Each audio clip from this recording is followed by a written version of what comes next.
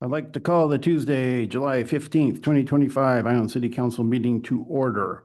I'd like to announce during this time that during public comment, we will be keeping it to 4 minutes and not giving the extra time. We're sticking to the policy. With that said, Janice, could you please call roll? Councilmember Atlan, Here. Councilmember Mitchell, Here. Vice Mayor Maida, Here. and Mayor Moak. Here. Now we got 3 items on closed session. First one, conference with legal counsel, anticipated litigation, significance exposure. One case. Second one, conference with legal counsel, anticipated litigation, same thing. Third one, conference with legal counsel, anticipated litigation, significance of exposure litigation. Open to public comment before we go in. Any public comment? Anyone on Zoom, Chief? All right. Counsel? Miss Councilmember LaFane is conflicted out of the first 2 closed session items, so she won't be here for the first 2. Okay, thank you. With that said, we will go into closed session.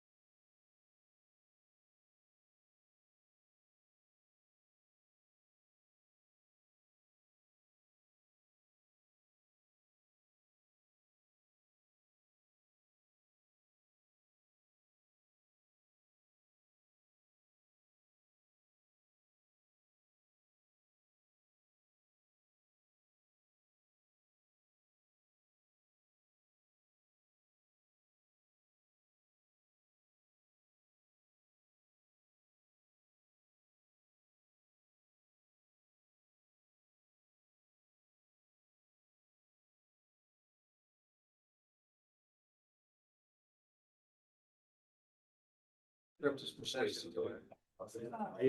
thought so. All right, we're back from closed session. There's nothing to report out. Direction was given to staff. Could you please join me for the Pledge of Allegiance? Allegiance to the flag of the United States of America, and to the republic for which it stands, one nation, indivisible, with liberty and justice for all.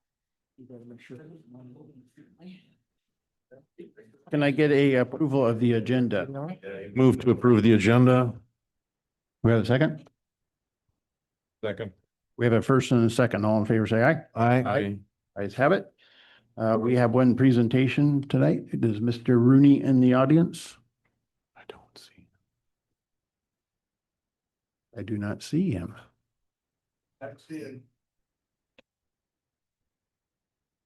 Well, I guess we will strike the presentation. That was Amador County Assessor. Okay, moving on to public comment. We'll be sticking to policy tonight. We will no longer be giving times to anyone. With that said, any public comment not on the agenda?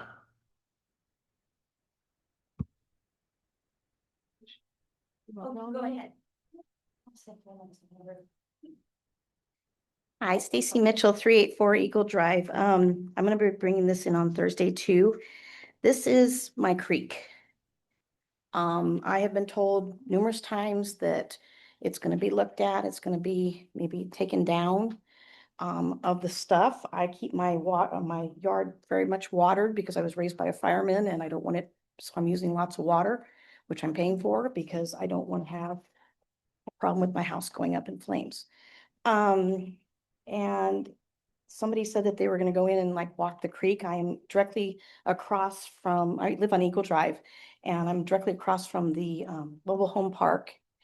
And I've been told the reason why they don't want to go back there is because the water, they want to wait till the water dries. Well, I've lived there now for almost 14 years and it's never dried. I have fish back there and everything else. So I've got several different pictures of it from both sides. I know that my neighbor Karen, I live next door to her, and ours, basically cliff has eroded because of this. When we had your tree that fell back there by accident because we had one of the floods, and it caused basically this area in the middle of the creek to become an island. And when we get the first starting of our watering, it goes around the creek or around that area and just keeps digging in more and more, so it gets deeper and deeper. I think it's dropped probably about 10 feet since I've moved in.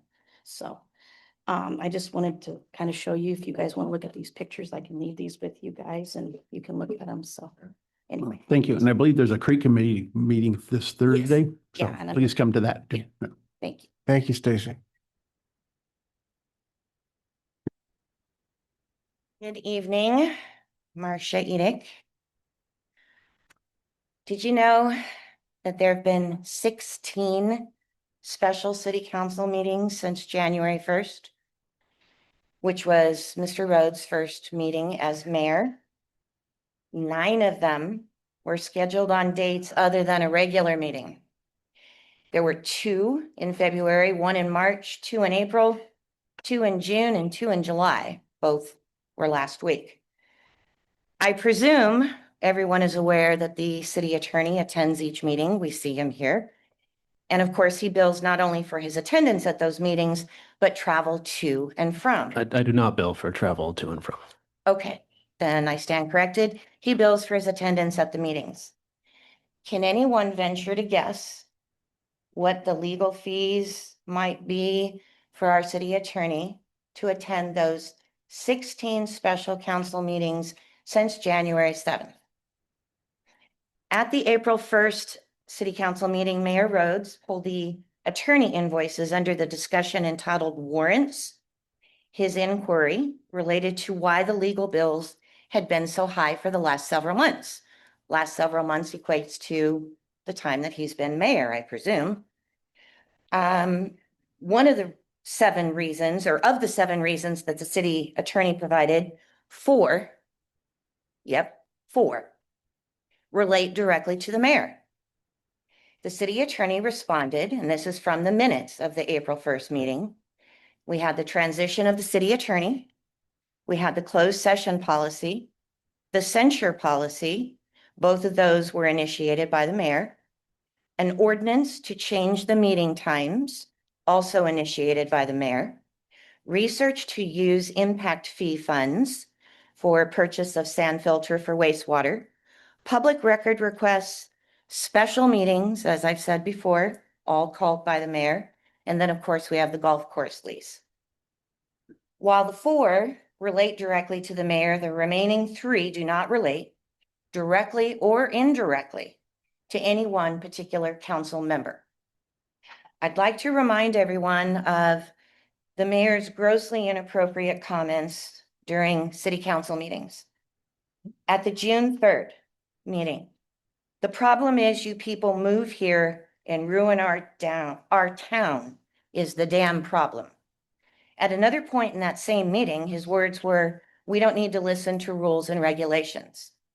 At another city council meeting, the mayor told Mr. Atlan, "If you don't like it, go back to where you came from." Finally, at the July 1st meeting, the mayor told Amber Hoyska, the chair of the Planning Commission, to shut up and sit down.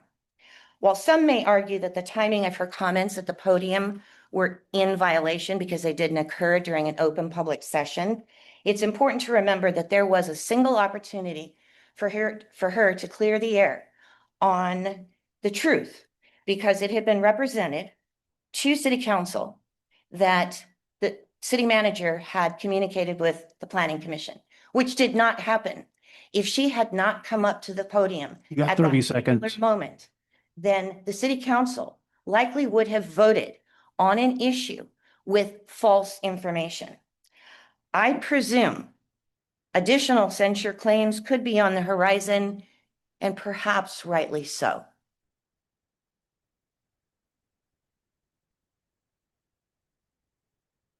Gary Thomas, yeah, I don't like to see the city attorney making such extravagant money either. But when you look at the true cause of what's been going on around here, and to point the blame at the mayor is really a fallacy. Good job, Mayor, if you're doing all those things.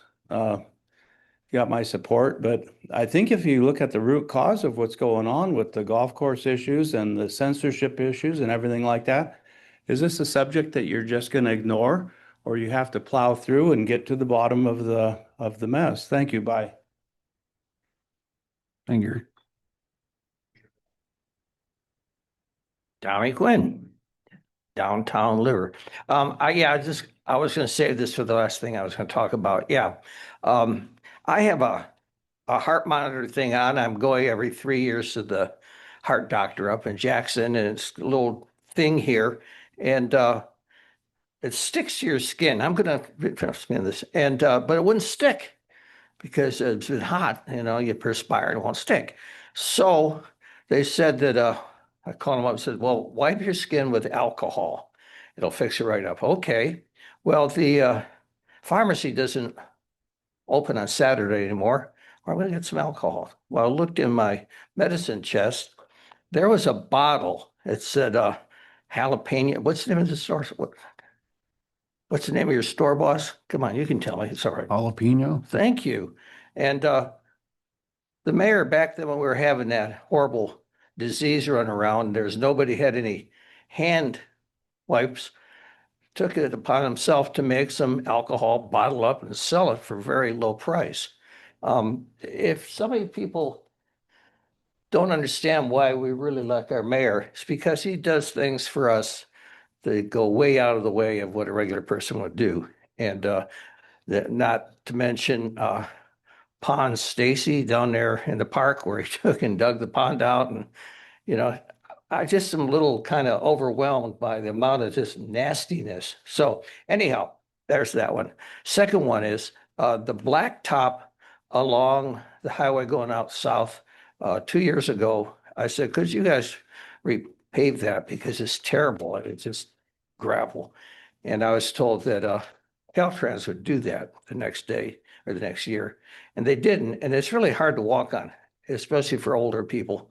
And maybe they could take care of that. And other than that, I hope everybody has a good meeting, okay? Yeah. Thank you, Tommy.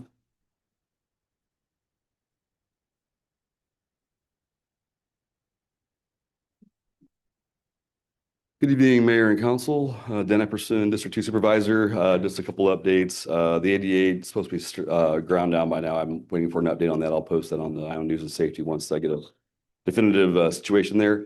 Preston property, talked to Chief Mackey here earlier. We were working on getting with the Preston Castle Foundation, kind of a list of things that they were asking for. Talked to Jack earlier today too about some of that. So we're kind of working together to kind of get that figured out because I know that property may be moving. So we're just trying to get ahead of the curve on that. The other one, the welcome to Ione sign out on 88 and Martin Lane there. The IBC in conjunction with the Chamber and the Jackson Rancheria were actually, they got it cleaned up a little bit. They're gonna put the other side back on, I believe. It's being repaired now.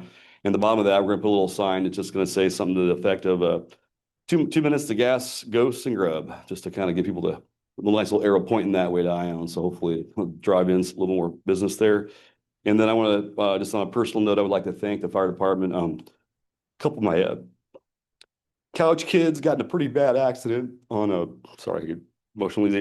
Got a pretty bad accident Sunday afternoon. We were up potholes, goof around, some people from church, and on the way down, we got one of those phone calls. And my son's girlfriend's still in the ICU. She's been there for a couple of days now. She's gonna be okay, we think. The other kid, he's back in the ER tonight. Another one broken arm. But I just want to thank the guys for helping us out. It was really good. So with that, I'll conclude my comments. So thank you. Thank you. Thank you, Thank you, Dan. Dan. God bless you. Any other public comment? Anyone on Zoom, Chief? Close public comment. Move on to the consent calendar. Can I get a motion to approve the consent calendar? Like to pull the warrants. Discussion. Do we have a second? Second. Yeah, first and a second. All in favor, say aye. Aye. Aye. Opposed? No. Aye. Ayes have it. All right, go Like ahead to and do it now, or would you like to put it Do it on the now. regular agenda? Take a motion on the rest of the consent calendar and then on. take a motion to pass 2 on the consent calendar. Move to approve item 2 of the adoption of resolution 2025-20, extending the fiscal year 2024-2025 final budget. We have a second. I'll second. We have a first and a second. All in favor, say aye. Aye. Opposed? Ayes have it. We have no public hearing.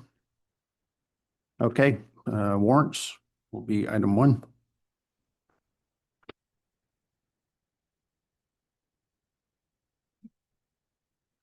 On page 7. Chrisman Enterprises.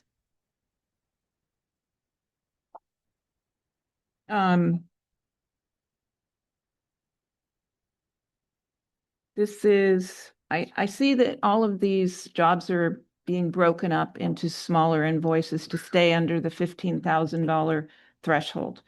We're now close to $50,000 in the last 2 months. What, and they say hill maintenance. What exactly is hill maintenance? Can anybody answer that? Beautification, 4,200, hill maintenance, 9,800. Vegetation, and the last one, last month, there was a $5,000 invoice that said it was for the hillside by the arena. And I asked, is that all they charged us for the hillside was 5,000? Because they charged us 14,000 for the strip along Foothill Boulevard. So my question is, did we put out any informal bids for this project?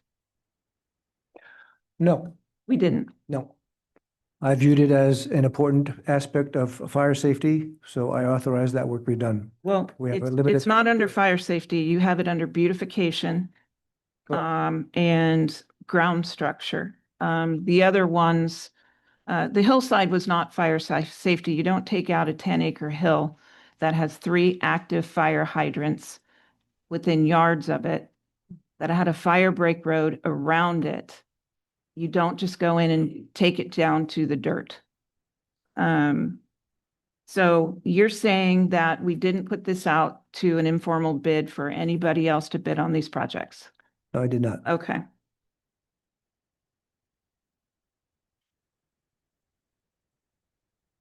Do we have a contract for Weber Geo? Yes, we do. We've never seen the contract, We have a contract. but we've never approved a contract. That was under my auspices of the $15,000. That's not a Threshold. contract. Okay. Anything over 50,000 comes to the city for a contract. It's not over 50,000. Well, now it I is. said 15,000. Well, it's over 50 now. Anyway, not one contractor cannot hit $50,000 within 1 year. After that, it's a contract. You can't continue to rotate your $15,000 threshold.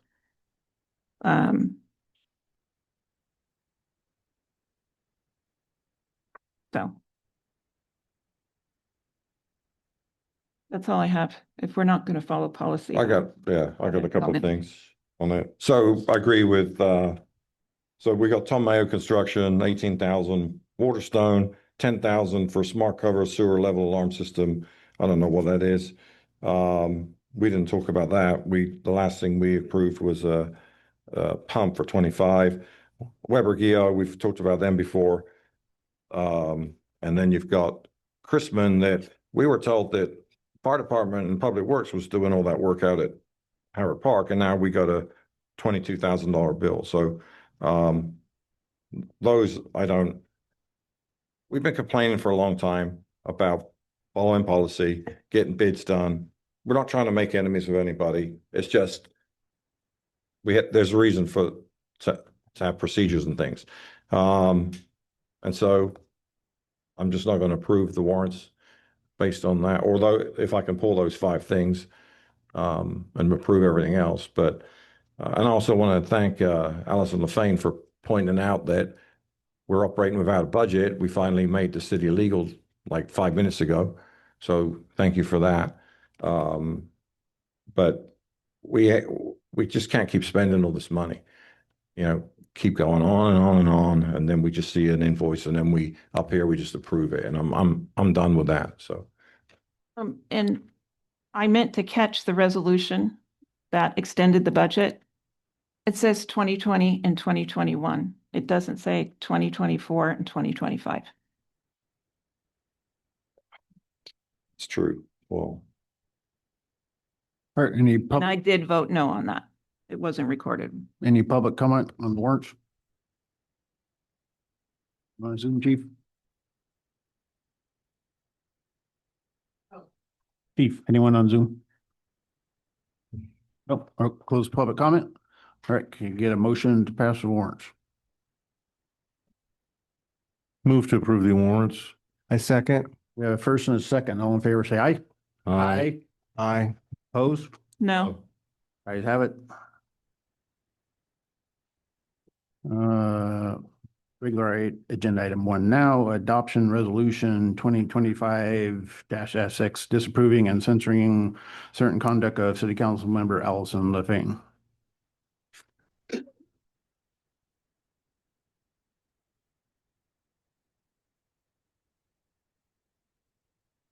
Well, once again, I get the privilege of having to do this. I do my best.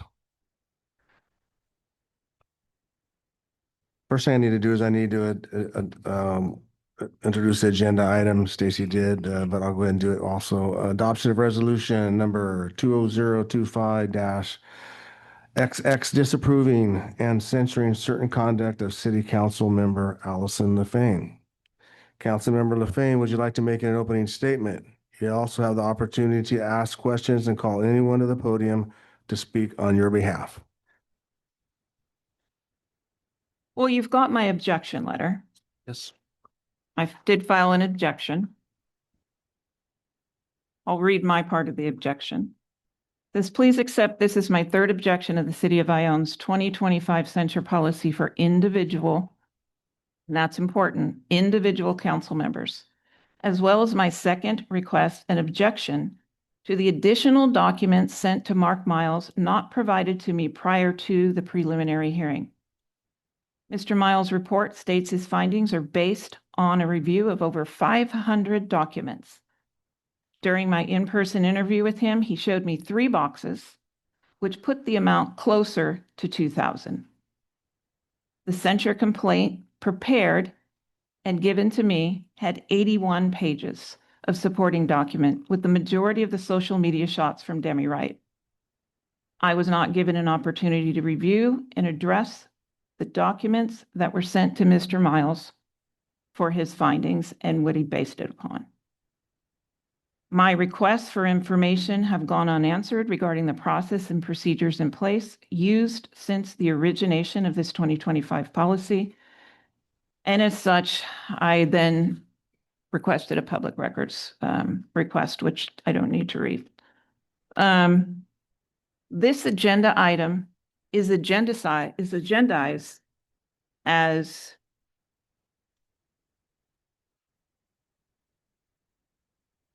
an adoption of resolution number 2025-XX disapproving and censuring certain conduct of City Council member LaFane. It does not say it's a hearing. It does not say there's going to be discussion. It only says adoption of a resolution. Now, I think people have, not all people, but have discovered some errors in this process. I can't address the documents that I haven't seen. I wasn't given advance notice. I can only address the documents that were presented to me on March 25th. There were added documents as late as June 11th from the city going to the private investigator. So for 3 months, they continued to supply information and not provide me a copy. That's something called due process. I don't know how many paid attention in school, but there's a reason for the Bill of Rights. Especially, I know you're laughing, Larry, but Amendment 14 talks about government being thugs and how government must be fair in their administrative hearings and process. Fifth Amendment goes to federal government, and then they saw local governments were pretty much doing the same thing. So due process is due process. That's above this council now, because that's where it's elevated to.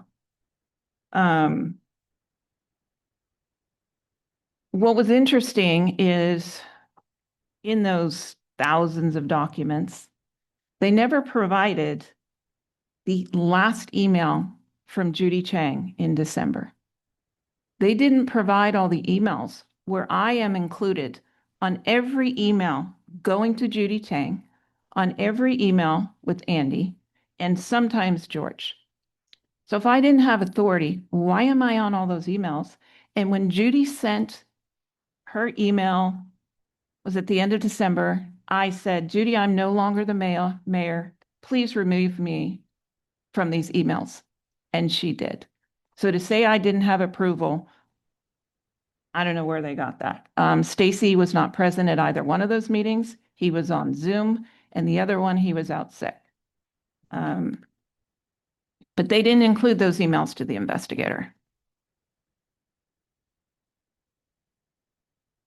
Michael Ormsby, that was a surprise as well. The investigator had it when he questioned me, and I didn't know anything about it. He worked here for 5 months. I had not one interaction with the man. Not one. The only time we had interaction was here at a council meeting.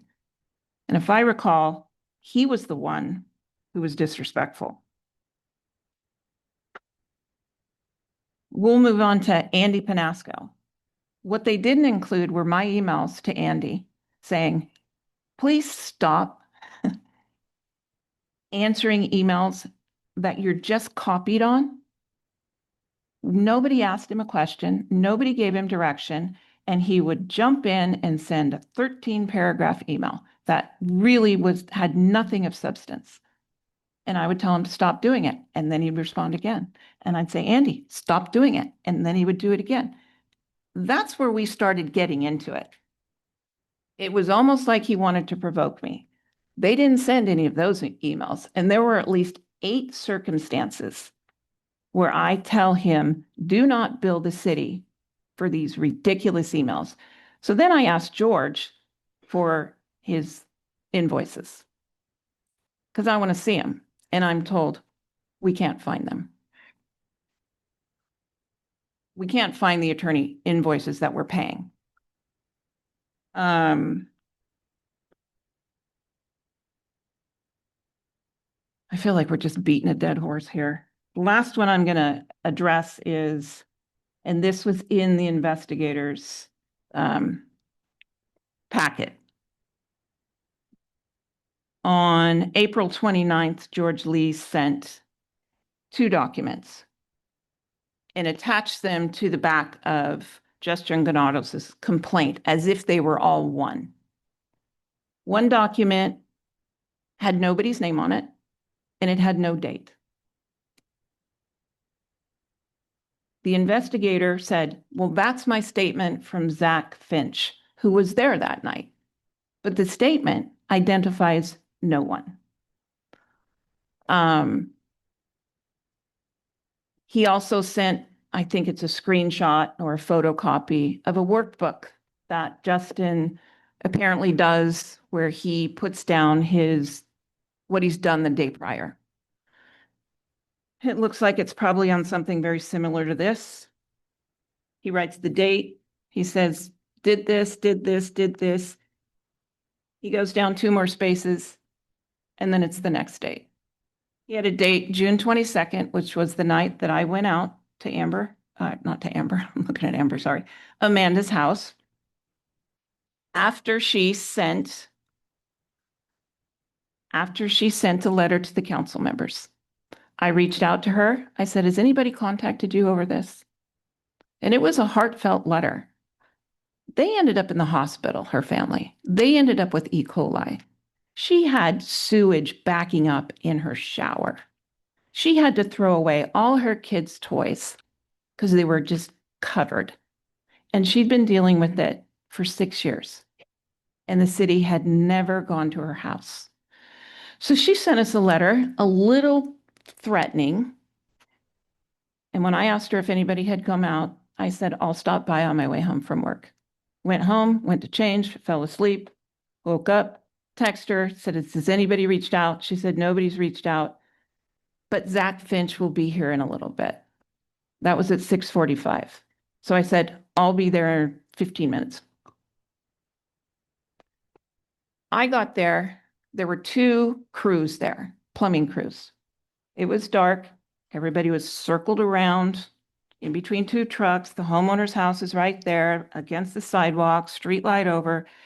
And sorry, just tired of dealing with this.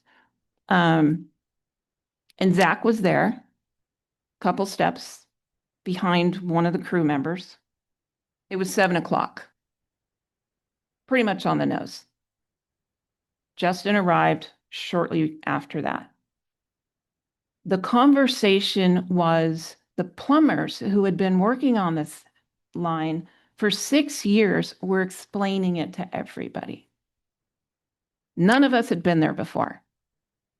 Yet Justin claims that I interrupted and harassed him while he was telling the homeowner his plans. How could he tell her any plans? He had just gotten there. He was listening to the plumbers as well. There were at least 5 of them there. The way this report reads, it sounds like there's 1 plumber. No, there were 5. The investigator interviewed no one. He didn't interview the homeowner. He didn't interview anybody else that was there that night.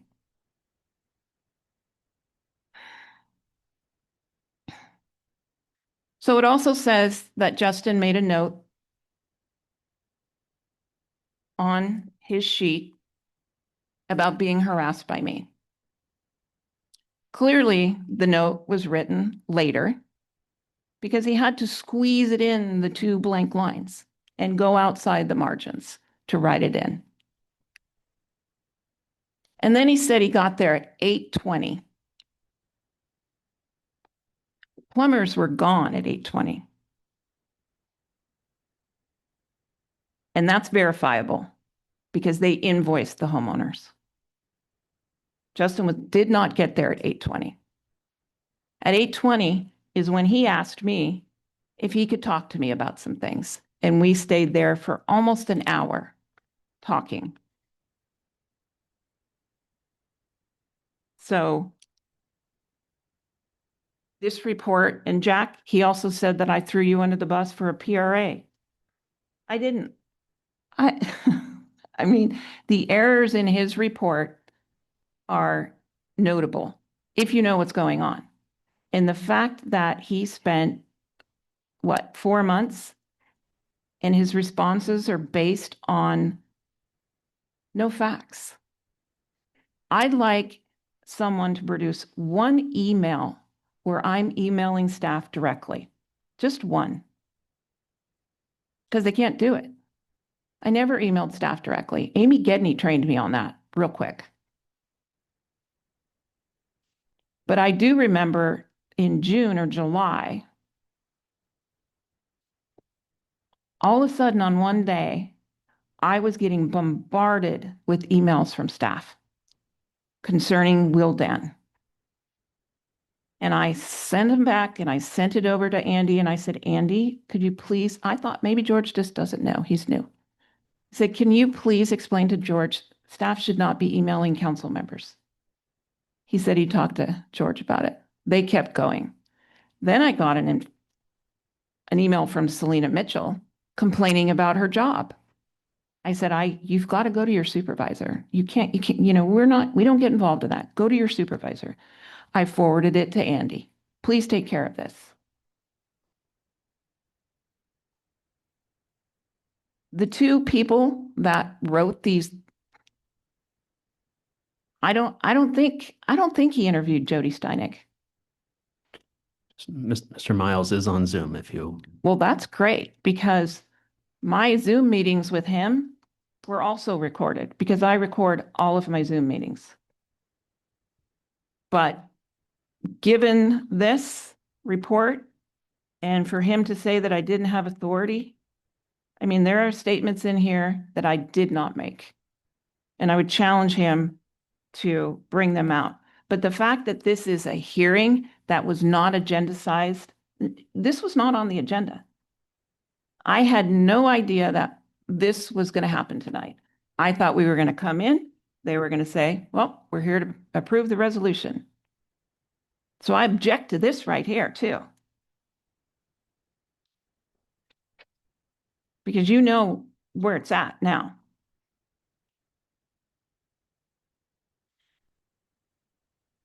That's all I have to say. Would any council members, first Josh, should I offer Mr. Miles the opportunity to speak, if you'd like to speak? Council members first and. Okay. Does any council members like to make their initial remarks before I call for public comment? I would. Okay. Okay, so first of all, I'm just going to go on procedure and try not to offend anyone. So I'm going to apologize in advance if I criticize you or I take a different opinion to the one that you've already formed. So apologies in advance for that. So here we go again. Not following the procedure. I agree with what Allison Fain said. This was not, this is an adoption of a resolution. This wasn't agendized as a discussion or anything. So it should have been like either done that way or pulled. The other thing was there was a special meeting a couple of weeks ago. We weren't polled, just so you know why I wasn't here. We used to get polled, meaning polled, P-O-L-L-E-D, meaning, hey, we're going to have a special meeting. Can you make it on this night? And the council would say, yeah, I can, or no, I can. That hasn't happened under Mayor Rhodes, okay? a lot of times Mr. Verinsky will do that, and also Andrea Bonham will do that when she wants to have a finance meeting. But the mayor just sets a meeting and expects you to show up. And I told the Mr. Verinsky I couldn't make it. I had a vet's appointment that took 9 days to get, and that's why I wasn't there. So going through the censure policy of the city of Ione, which is a brand new document. It's only a couple of months old, which we didn't even need, and we paid for it. But let's just go through the process, okay?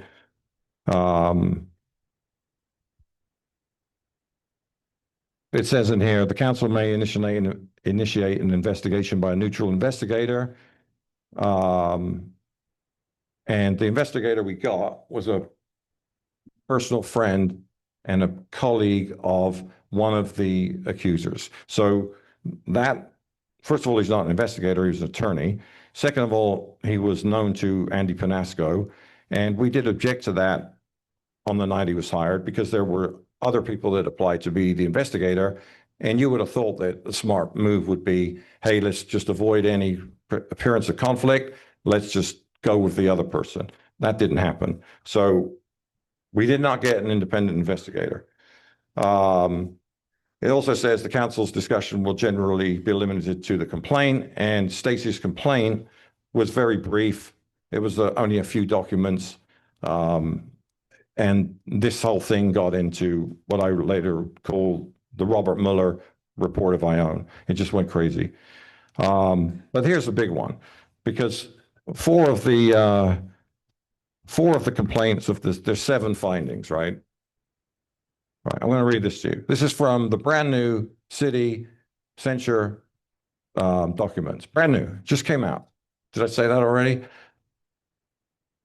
To protect the overriding principle of freedom of speech, because there's the flag right there, and I should not be the one pointing this out to you, by the way, seeing as I'm not from here, right, Stacey?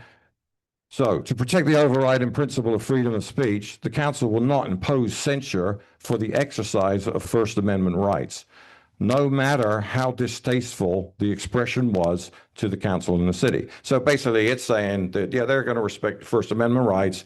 We don't agree with what was said, what was posted. All we can do, and it says in here, all we can do is say, you know, those comments were inappropriate. We don't like them. We don't think it represents a city, and we would rather that you didn't do it. That's all they can do on that. They cannot censure you for that.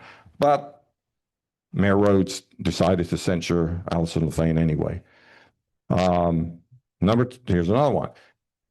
In this brand new censure document that Mr. Verinsky wrote up a couple of months ago, it's not 30 years old that we forgot about it. Oh, we don't talk that way anymore. Any hearing where the matter is heard before the council, any hearing, the named official, you know, we'll call it the accused, the named official shall be given the opportunity to make an opening or closing statement, question the council or testimony provided, or call witnesses on their behalf. So when Allison LeFain couldn't make the meeting a couple of weeks ago, the meeting should have been canceled. So he violated, what's that? What amounts to 4 violations of the city's own censure policy? Number 8, in all instances, this council shall ensure that all due process requirements are met. Attorney may recommend variations to the procedures contained herein to ensure due process. Due process was not followed, as you've heard. That's another violation of the city's brand new censure policy. And finally, I complained about this before we even hired the investigator. There's a de-escalation clause in the policy, and it says the council is encouraged to take steps to de-escalate the behavior that could lead to a complaint before a complaint is filed, and consider addressing the complaint informally. So that's the first thing that should have been done. Wasn't done. The report itself, I will try to be very brief. So with regards to how this came about, I believe in October, the city attorney, Andy Panasco, says that Allison LeFain is negotiating against the city in the purchase of the golf course. And he tells the city manager that. And turns out from what the chief of police said a couple of weeks ago, the city manager then went to the chief of police and started monitoring emails. That should not have happened. What should have happened is Andy Panasco, if he felt a council person was doing something wrong, should have gone to the city manager. And the city manager should have then called a special meeting of the council and said, hey, we believe that someone's doing something wrong. What do you guys want to do about it? Because this is an elected council. They get to make the decisions. And that didn't happen. When the chief of police was involved by monitoring emails, he also then had an obligation to report it to the council or encourage the city manager to report it to the council. So what I'm saying is, back in October, we should have been made aware of this. We should have been told that there was a problem and we should have acted on it. And maybe we would have gone down the road of a censure or maybe not. But we should not have been told about this in March after a new censure policy gets drawn up. It doesn't make any sense to me. The other thing is the city manager has a duty, this isn't a protocol manual, it's called the interference issues.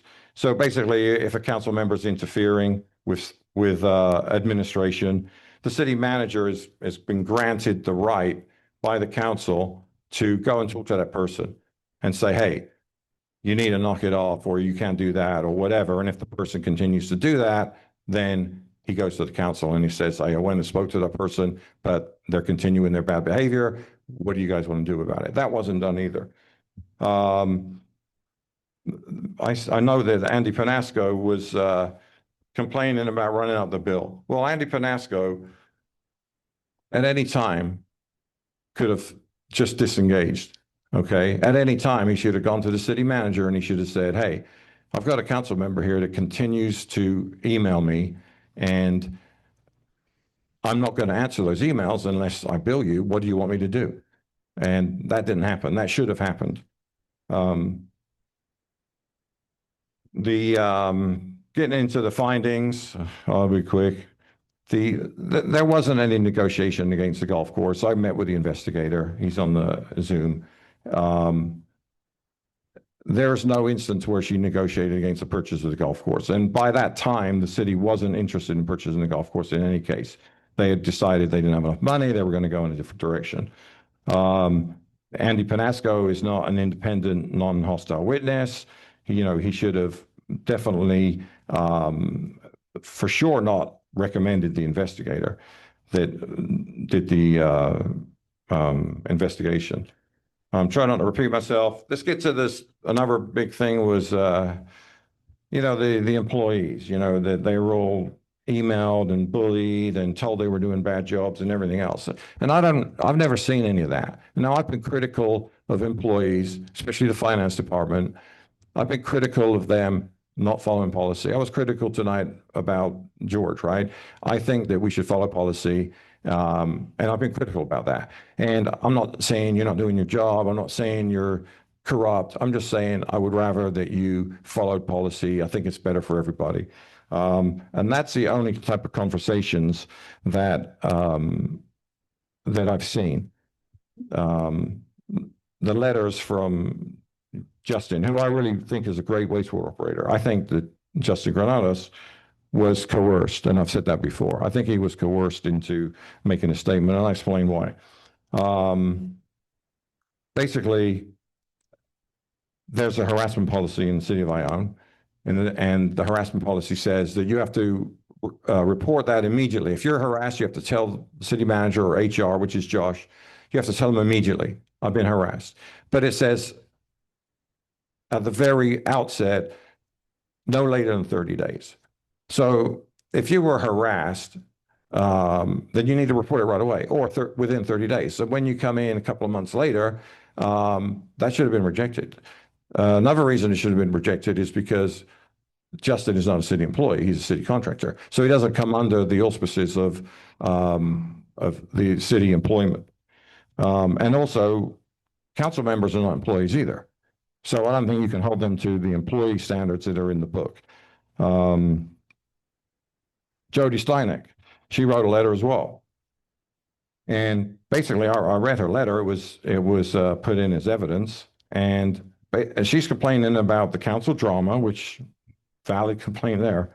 Can't argue with that. She's complaining about a workload. Okay, and their workload is not the responsibility of the city council. And she was also complaining about the council wanted to not use Weber Geo. I just said something about Weber Geo tonight. I didn't want to pay them anymore because they for whatever reason. But we had an engineer that is our city engineer, and what was said was we would prefer that you use the contracted city engineer to do our engineering work. And Jody in her letter says they preferred to work with Weber Geo. They liked him better. They didn't like the other firm. Not this Jody. Not this Jody. Jody, the former finance manager. So that was what was in the letter. There was no reference to Allison Fain telling her one thing or another, blah, blah, blah. And I'll finally leave it with a couple of weeks ago, like there's been criticism of the finance department for policy, procedures, things like that. So a couple of weeks ago, Andrea Bonham gets up here and she says that procedures weren't followed, bills weren't paid, documents weren't sent, blah, blah, blah, blah, blah, blah. Then at the budget meeting, she says, we were fined $35,000 because we didn't file things in time, okay? Those are all responsibilities of the finance manager. So any criticism, and Andrea Bonham was applauded, rightfully so.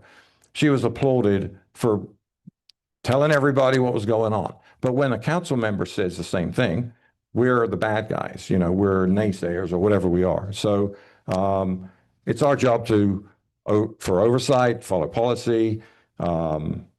Sometimes things get out of hand. The social media stuff, I already addressed that with First Amendment. I don't agree with what was said.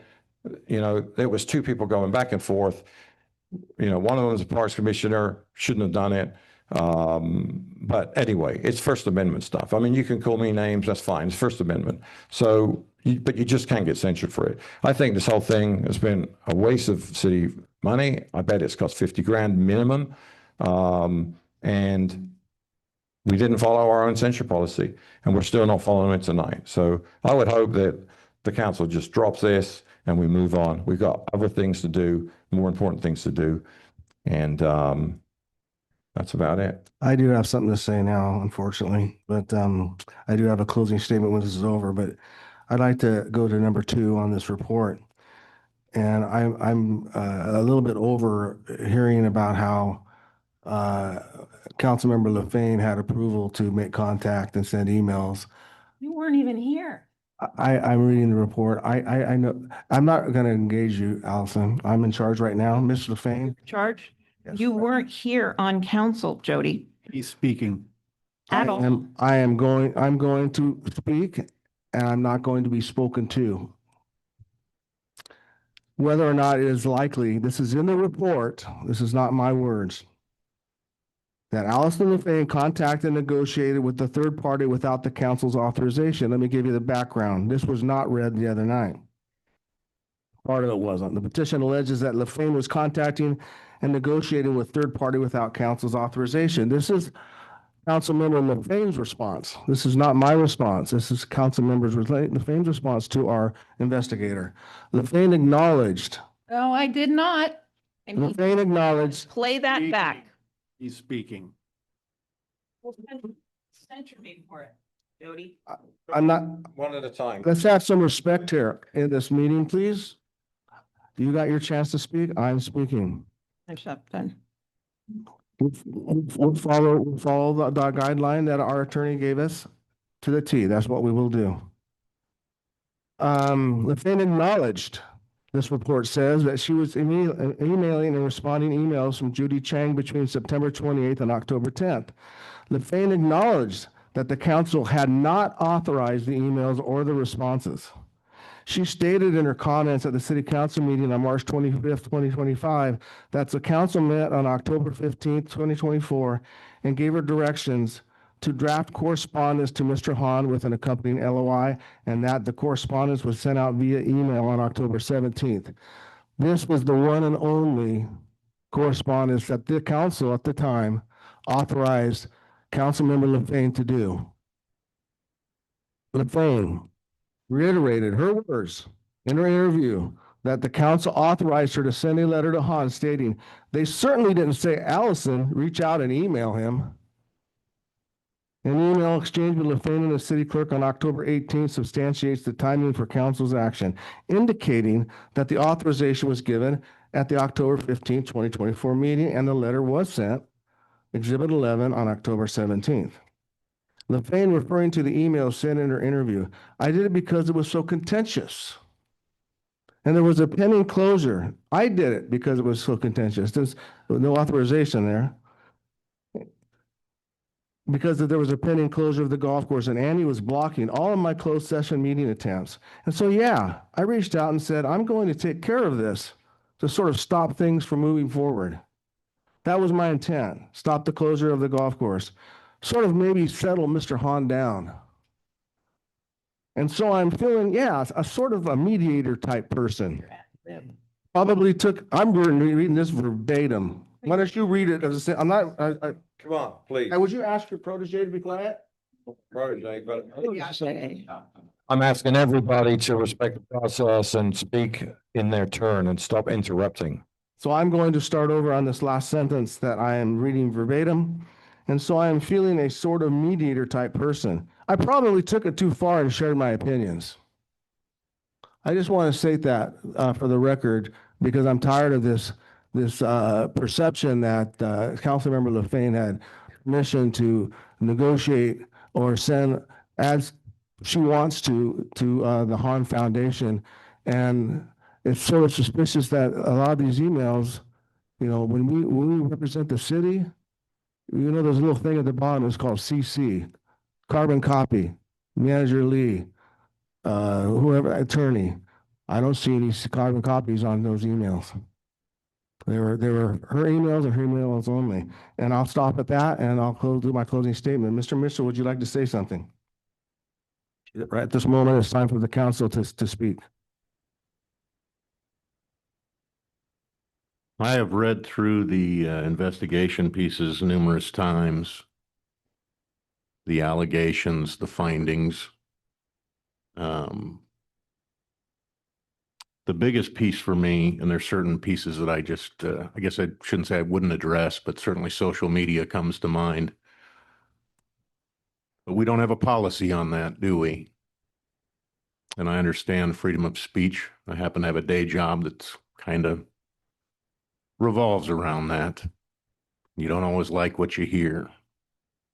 The piece for me that is most telling out of all of this, because you can argue what's in reports, what was said, how it was misrepresented, is the people that stood up at the microphone, one after the other.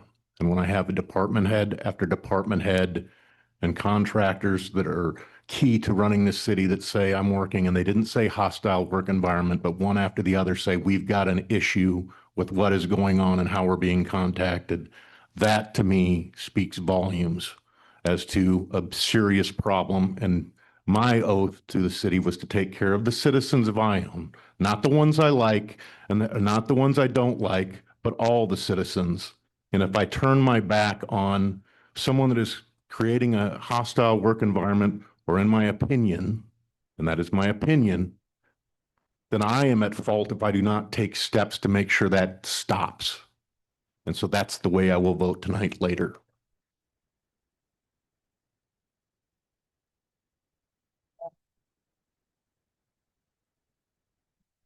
Mayor Rhodes, would you like to say something? No, I said most of my piece at the last meeting. I will, however, say that when I first became mayor, this was brought up to me, and I did send an email out to all department heads and staff that if they are to be harassed in any sort of way, to reach out to me, and we'll nip this in the bud, and we're getting to the point where we can now.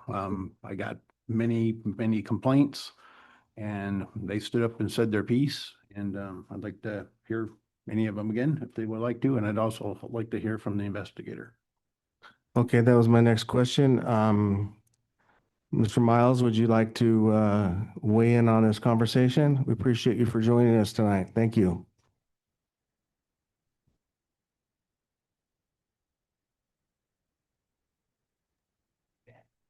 Thank you for the opportunity to speak. I don't have anything more to add than what I stated at the last meeting. However, I am available to answer any questions that anyone has. Thank you. Thank you very much, sir. We can open up now to public comment. When do I get to close? Mitzi, Fairway Drive. Dominic, Allison, did you guys at least view the last meeting? You didn't view it? You didn't see what everybody was saying. You did not view it. Yeah. That's unbelievable. But you just accused him of writing something at the end of his paper. You don't know that. I wish I would have took notes. I cannot believe you guys did not listen to the last meeting. I asked the attorney directly, when you two were given notice that there was going to be the meeting on the 8th, the attorney said on June 27th. That was plenty of time to make this meeting on the 8th. If you could, when Allison said she couldn't make it was Sunday and the meeting was Tuesday. You were both aware that the meeting, so you're saying the attorney lied? He didn't contact you? Please provide that email because I did look after I heard what you said and I have no email from June 27th. So he lied. But go ahead and pull my emails and find an email from Josh for June 27th and I'll apologize. So he lied. I'm not saying he lied. He maybe misremembered or something. What I'm saying is I didn't get an email on the 27th. Okay.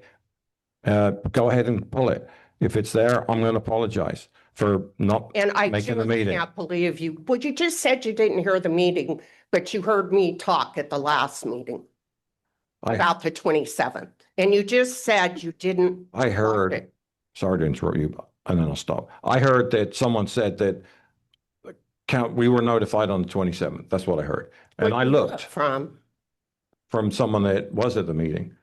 Okay. Okay. So you guys didn't listen to the meeting because if you would have, Jack Mitchell insisted that they didn't pass the ordinance or whatever the heck it is, because Jack Mitchell said Allison needed to be able to defend herself. And then you're saying it's all a surprise. If you guys would have listened to the last meeting, you would have known. Plus, it's on the agenda. No, it's not on the agenda. But you didn't listen. I can't believe you didn't listen to the last meeting. That's not very good council members to know what's going on. I'm going to insist that we speak one person at a time. One person at a time. When one person speaking, please do not interrupt. No, I don't mind Dominic's. No, I'm not meaning that. I just would like to just keep it that. I'm sorry I wasn't able to take notes on everything that Dominic said, but from what I gather from the report, Allison is saying that the majority of that is a lie, that she disagrees with it and it's a lie. So that attorney that did that report is a liar.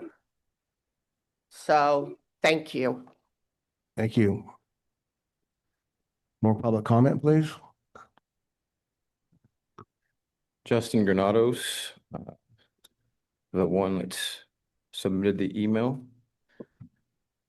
What's a PSR? What's a PSR for Jack? That's the first thing I want to know. Can I ask her a question? Yes, you may. It's public comment. You can answer the question. Oh, man. She doesn't have to respond. I don't know what a PSR. I said no interruption. He asked a question of me. And if you would like to know what an acronym PSR means, I would like to know what it is. Yeah, what's a PSR that you said, I said about Jack? Questions too. Can I just know what a PSR is? You mean a PRA? She said PSR, didn't she?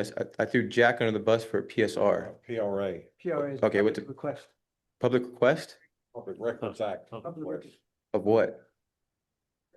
Internal communications. What was I requesting? Well, what was he requesting? Sorry, what was he requesting? We I don't, okay. Sorry, Jack, I don't know what she's talking about, a public request act. But on the note of throwing people under the bus, Dominic, I respect what you say up here. You know I do. You know me and you have a weird relationship. I always appreciate your comments. She said in the phone call the next day over an hour when she was throwing everybody in the bus that you talk way too much and that you don't have, that you wish you would be quiet sometimes. So yeah, let's go there. That's Let's go there. That's actually true. Let's go there. You were talking. One you were talking person, about Justin's talking, that's everybody else. Yeah, you can say yours. Now it's my turn to get up here and say what I'm going to say. Yeah, 4 minutes.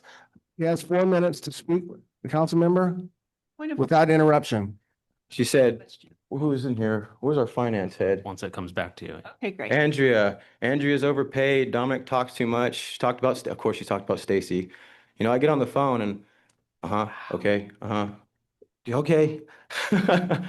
See, that's the thing about being in wastewater. You write everything down. You take pictures of everything, like you document everything. I can show you every single job I've done. That's why I have all those pictures of Stacy going over there and helping me out the plant. Like I document everything. She's talking about the notes in the book. I have my operator, my OIT, every day logging our book, what's going on at the plant. And then I get in there and I scribble my ugly handwriting, what else happened during that day. And obviously I'm getting there, you know, if I'm wrong on the time, that's a part of, you know, operations and emergency call outs, you know, sometimes you get the times wrong. But I go to the plant after the call out and I'm writing down there. So I probably looked at the clock and did that. All right, let's see. That night, yes, I did stick around because I wanted to clear the air with Allison. I tried once again to explain the invoice for the new flow meter. That's why I stuck around that night, just so you know. And yes, there might have been 5 plumbers there, but there's one guy in charge, and that's who I talked to.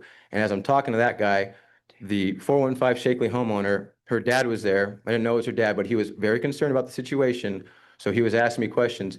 Where can I find the public code and the municipal code? So I was trying to explain to her that this is unfortunately, this is happening. It's happening to everybody around town. We're trying to figure it out. But this is on you because it's in the municipal code that the homeowner is responsible for their lateral. Here you butt in, but this is a public health and safety issue. This is a public health and safety, as if I need to give a better answer. And then as I move away from you to go and look at the actual area of concern, which we ended up replacing over there, you followed us over there. Homeowner came too. And that's when I started to talk about, hey, we got this new vice mayor, Jody. He brought it up literally 2 weeks ago that we're going to try to take these back on in the city. That's not good enough. That's not good enough. And then she decided to, when I was saying, well, you know, we're getting this public grant funding, we're going to try to replace all these and address the old areas. And she laughed about it. So that's that on that. She gave her, you know, one of her everyone's out to get me speeches, you know, as we were talking. The first time I'd heard it in person, and I felt sorry for her. And yes, I offered her a hug and she accepted it. And I thought we'd turn a corner. But the truth is, what she did that night, interrupting my duties and making the whole situation deeply uncomfortable, was unprofessional. I know you have the right to be there, but you know, I'm trying to interact with the customer, as I call them, and also try to give a empathetic response to the situation. So I did the right thing to cover Waterstone with health and safety claims because she did end up putting something into the state, which she shouldn't have ever done that. I mean, it was on the homeowner, and if she was trying to help them out, she was literally telling on them to the state. So then I had to write up a second report. You know what they did? The state called us. They called George and me the next day and say, hey, what is this? And I said, please disregard that. It wasn't a big spill. You know, the homeowner is trying to address right now, and we're trying to figure it out. She could have got them in a lot of trouble. She thought she was helping. Then just a week later, before she even knew I submitted my statement, she brought up that flow meter again. Justin, your time's up, Justin. Okay. Thank you.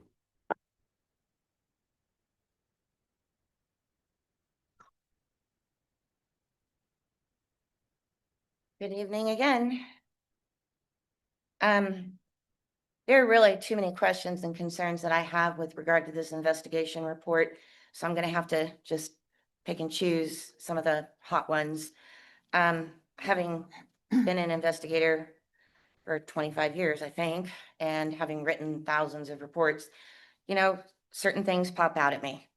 Noteworthy, in my opinion, is that of the 17 individuals interviewed, there's only one of those who has never been employed by or associated with the city, and that's Larry McKinney of AWA. What's interesting to me is the homeowner, I only know her first name, Amanda, at 415 Shakely, was not interviewed, and we just found out from Justin that apparently her father was there too, and I guess he wasn't interviewed either. nor were any of the other plumbers there. And those are independent people. And why were they not interviewed? Were interviews attempted and they wouldn't cooperate? Or was it just decided that they didn't need to be interviewed? I gathered from Justin's statement just a moment ago that he's very passionate about this. And this situation on January 22nd was very disturbing to him. So that kind of begs the question, why is his complaint of harassment not filed until March 11th? And that date is important because it's 3 days before the mayor's censure complaint and 8 days after the censure policy, the brand new one, was just approved. If he was that disturbed, and obviously he's still disturbed tonight, he would have been disturbed even more so then, because that's the heat of the moment.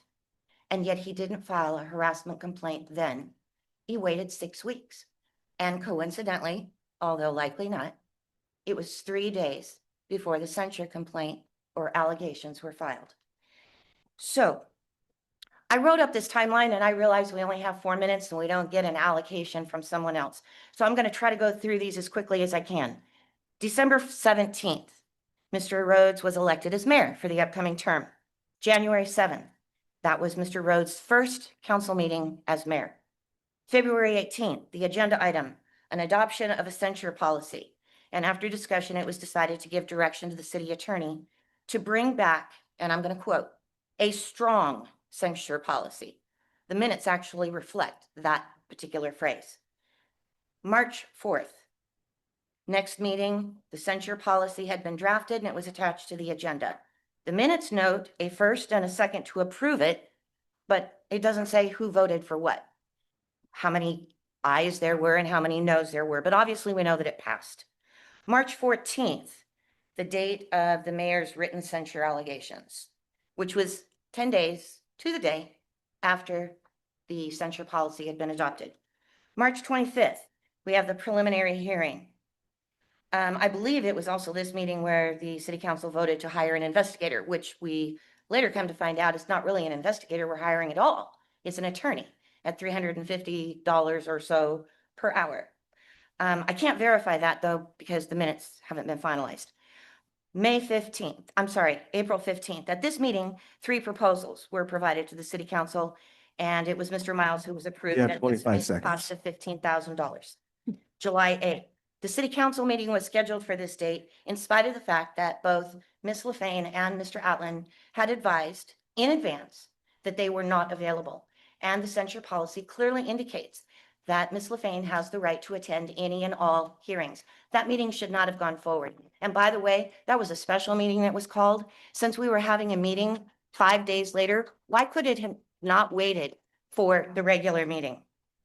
Your time's up. All right, well, I'll just post the rest. Thank you.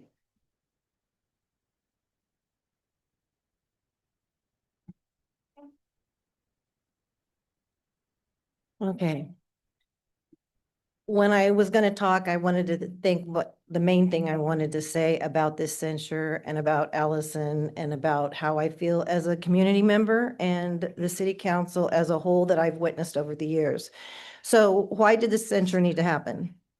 Well, 6.5 out of 7 allegations Councilman LaFane was charged with were sustained. That says, yes, it did need to happen. In the allegations, number 3, did LaFane interfere with the duties of the staff and ignore the city council form of government? Sustained. In this form of government, LaFane should not have interacted with staff at all. Number 6, whether LaFane posted derogatory comments on social media about city staff, which was harmful to city staff morale. Sustained. The evidence supports the allegation that these comments had a negative impact on staff and their ability to do their jobs. 4 the city department heads had appeared up and talked about how they felt about incidences with Allison LaFane that greatly affected them. City council members on social media publicly displaying professionalism, discussing city business and attacking each other and citizens they were elected to represent with no decorum or no code of conduct. Councilman Atlan, you stated in the newspaper that regarding the censure, LaFane has every right to say what she wants to say on social media. It's called freedom of speech. The city does not have a social media policy, which this needs to change. Absolutely, we need a social media policy. In other communities, the elected city council members do not act like this. It is not surprising nothing can get done with all the public fighting that is going on the internet. If you do not have the emotional maturity to be a team player and put the betterment of the city before your personal agenda, do not become a city council member. If you want to discuss city business, fight on social media, and show no filter or appropriate code of conduct, then do not become a city council member. All of you need to represent your community with integrity, honesty, compassion, and form a united front in the public eye. For this reason alone, this censure needed to happen. If Councilman LaFay, the only council member that has acted inappropriately on, is she the only council member that has acted inappropriately on social media? No. But she's become out of control, going above and beyond. This feeding frenzy on social media has went on for many years, but it has exponentially ran rampant and increasing this past year. The council must get a handle on social media mudslinging. It's embarrassing and humiliating to this town. It's affecting Ione negatively in every area of the city. This needs to change. Absolutely, we need a social media policy to begin to heal and move forward respectfully and professionally. It's so important. Statements made by council members are truthful, factual, and not embellished to agitate the public to get their support. You have 45 seconds. Councilwoman LaFane repeatedly you repeatedly state you're a rule follower, yet the censor report confirms the exact opposite. Whatever consequences are decided tonight regarding your censure is up to the council. Did the censure need to happen? Well, if it didn't, otherwise, at what point would change begin? Consequences change behavior. As a taxpayer and a longtime resident of Ione, I feel this was an appropriate action. Now I sincerely hope and pray this council can begin to act as a team, playing for the same side, which is the city of Ione, and put all the personal issues aside and handle city business issues respectfully in the city and not on social media. Your reactions reflect all of us. And I would like to ask a question. Councilman Atlan, Time's up. I can't ask one question? Go ahead. I don't want to look like I'm biased. I'll be accused of being biased. In the paper, you said it was going to cost the taxpayers at least 40,000 for this investigation, which we were told 15 may be up. And tonight you now have upped it to 50, over 50. Where's your invoices that prove these statements? Because it is so important to be factual. So why are you throwing out these random numbers? That's an estimate, but I will be requesting all the invoices for the actual cost. So you're making statements that you have no invoices that say what they are. We're already at 22,000 with the investigator, so we blew by the 15. And if I add in all of the witnesses, which I didn't see until the report came out, and all the time in Mr. Rinska's time, I'm going to double that. So it's a educated guess, but So I you're will. assuming. Yes, You're I am. assuming. Yes, I am. Thank you. Any more public comment? Gary Thomas, I can't believe you told the young lady in front of me about her 45 seconds, then her time's up. I hope you have a good sofa. Council members should never engage with a negotiating party, especially on a closed door issue. That's where a lot of this is coming from. Everything, when you guys are in closed door, that's all confidential and so forth. All the negotiations should go through the attorney or through George himself. We did that with AWA. We were never allowed to talk to the negotiating party on the item at hand. I am not for censorship. I don't believe that it hurts. It hurts a lot of people. It's the wrong people. It's the public that she represents and so forth. And it's a she in this instance. So I'm not really for censorship. I am, however, for probably immediate withdrawal of from the city council for their actions if those emails and everything are true, like I'm reading. So I'm more for somebody with immediate with resignation. Thanks. I'm gonna roll the clock back till probably September. I forget what day or what month this happened. Lafraine, she did an investigation here. Did you know that? Do you know she did an investigation? She sat over at the pizza parlor. Did you guys know that? I don't think you did, but those two know, and Dominic knows. I was at the meetings. Huh? I was at the meeting. Okay, thank you. Yeah, she was over at the pizza parlor doing her own investigation, and it cost us, I think, I'm gonna say $10,000 or more. I don't know what the figure is. I never got it, but I know it's $10,000 or more. But she was investigating Janice. Poor old Janice. She was investigator, and even Larry Rhodes, because he come down here because somebody wanted a paper, and he come down to bring him a paper. And she went on and on about her and how awful she was. So that's her investigation. It was $10,000 or more, and embarrassing Larry, Janice, and everybody else. We told her not to do it, but the council voted to have an election. And Janice won by a lot. So I'm just telling you, I can see why she's in trouble like she is. Because she should have never did that. She should have went and talked to the city manager. She should have went and talked to Larry Rhodes. She should have went and talked to Janice to find out all the information. I know what it was all about, but I ain't gonna say it because I'm not allowed to repeat what I hear in my ear, if I don't really know the truth. So it's a good thing you're doing what you're doing. It's time, because her emails, everything else is just terrible. She goes on and on. Like I said, I don't know where she gets her information. But I was hoping when I voted for her that she would do a good job. But man, she just went south with the pigeons or wherever you want to talk about. So if you guys get rid of her tonight, I'm behind you guys. Whatever you do, do it, please, because we can't put up with this bullshit on the way she does things. Thank you. Dave Johnson, in regards to the lady that just came up here and was talking about Council LaFane dealing with the people that work for the city. I've seen pictures of our mayor out at the water treatment plant with Justin. So if we're talking about turning a new leaf, I don't know if our mayor's certified to work out at that plant? I am. Okay, if you are, that's different, but everybody's saying go through George, the city manager. You're doing the same thing that you're accusing her of, that she went out and talked to him on a job site. You're actually out at the wastewater. I don't see George there. I see you dealing with him directly. So if you're going to change a new leaf, I would say it's got to be good for everybody. So if our mayor can go out to the water treatment plant and work with Justin, and that's not his job, I don't think it's any different than Allison going to a customer's house and talking to Justin there, and you guys are all in a fit because George wasn't in the middle of that.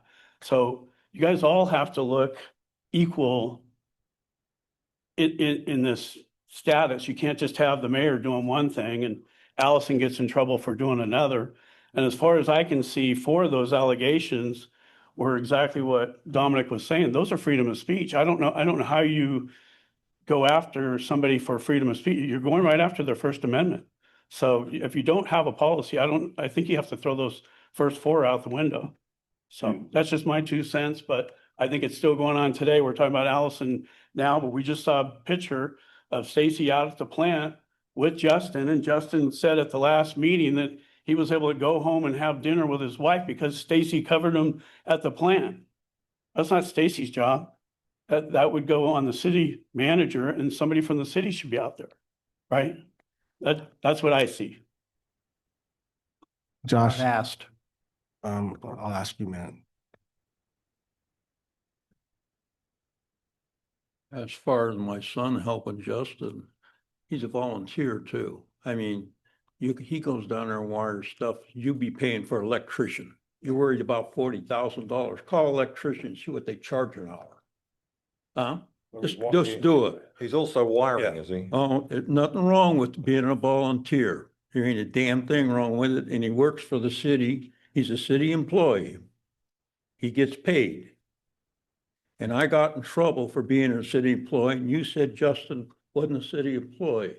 I got in trouble one time because I went and told the guy to sewers plugged up on our street. And your Hankin told me, and I had to take my wife down with me for a witness and say I didn't say what they said I said. And another thing is you're worried about $40,000. Yes, I am. Yeah, okay. How come you made 23 phone calls? She makes 100 for the lawyer and we get a $44,000 bill, huh? That's once a day, every day for a week. I mean, for a month. Hers is 3 or 4 times a day. That's a full-time lawyer. Yeah, you're worried about $40,000. Thank you. Josh, when would be a good time, or can I at some point ask a question of Mr. Miles? Let me know, okay? After public comment, once it's Okay, back. thank to you. that comes. Also got 2 on Zoom. Good. Yeah, the thing about $40,000, I say this respectfully to you because I've come to kind of like you a little bit when you stood up and we didn't get the AstroTurf. That counted a lot for me. Thank you. But on the other hand, how much money did you give to Chris Rock or whatever that guy's name was? You gave him hundreds of thousands of dollars. How much money did we have to pay for some kind of trial up in Jackson for something, some woman here? I don't want to get any more in it because I don't really know it, you know? I think that talking about 40 grand compared to how much you and the other guys that used to be here, you spent on worthless things.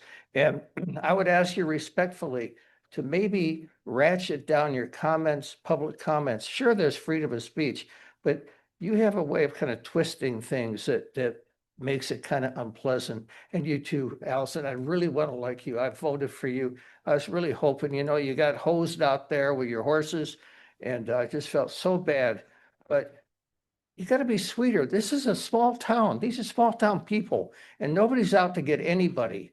Everybody's doing their best. Yeah, the mayor says things, I say things, but the mayor works his butt off. You know, he's got his company, he works at the mill, and he comes and does this. And I don't see him getting a lot of money for any of this stuff. He drives that dirty truck of his. But anyhow, I just want to say that let's be a little kinder to each other. That'd be okay? Can we be kinder to each other? Huh? Thank you, sir.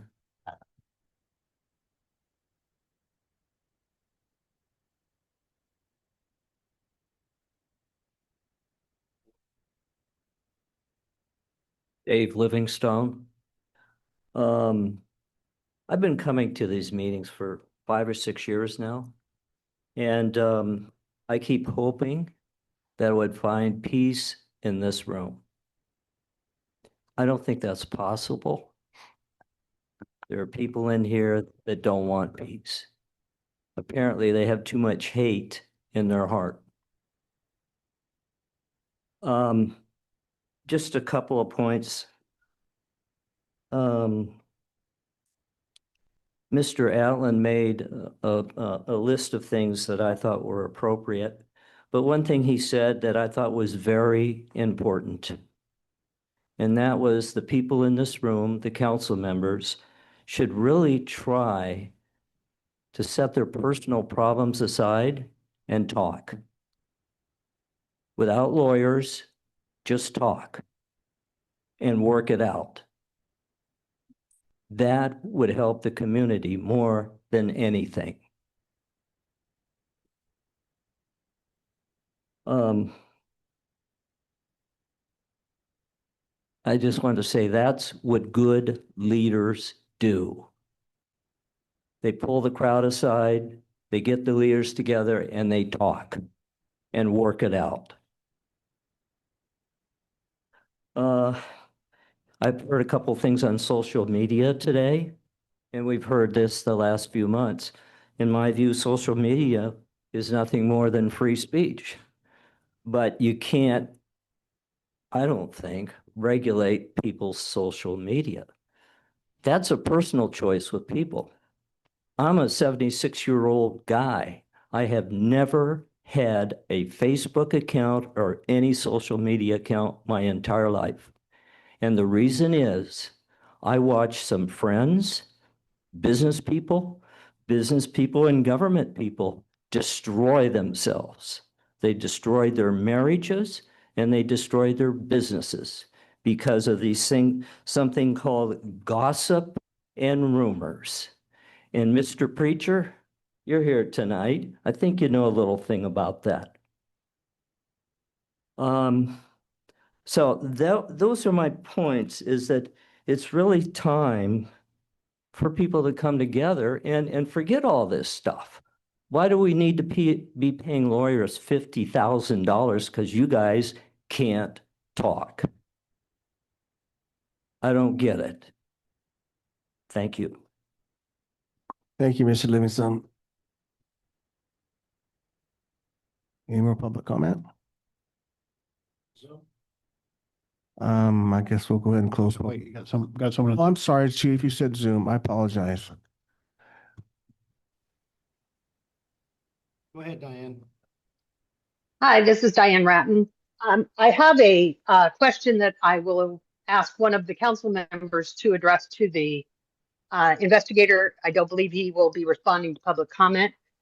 The complaint read that Councilmember LaFane was negotiating against the city with the Hahn Corporation.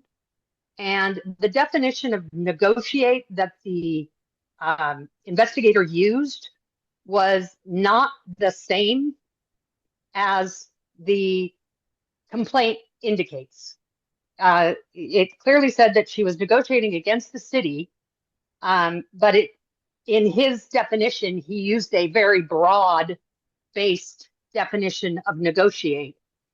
And I would like for hopefully one of the council members to please address that, how he was given that leeway to address the term negotiate, and as opposed to what the actual complaint said. Thank you. Thank you, Dan. We have more, Chief. Okay, next, please.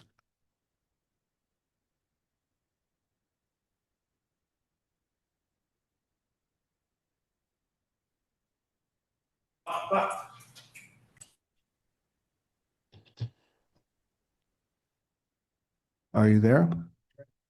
Oh, sorry, Chief. For some reason, Kathy, it's asking. There she. Can you hear me now? There you go. Sorry about that. Hi, this is Kathy Stone with Waterstone Services. Good evening, Mayor and council members. And I just wanted to give my input a little bit for clarification on the report that Justin had submitted. I take full responsibility for that. I had asked him, I have been in this field for 37 years, and documentation, if you didn't document it, it didn't happen. And so I've learned being through several inspections with California Regional Water Quality Control Board that you document everything. In addition, we have an SSMP that deals with sanitary sewer overflows that you have to document these things.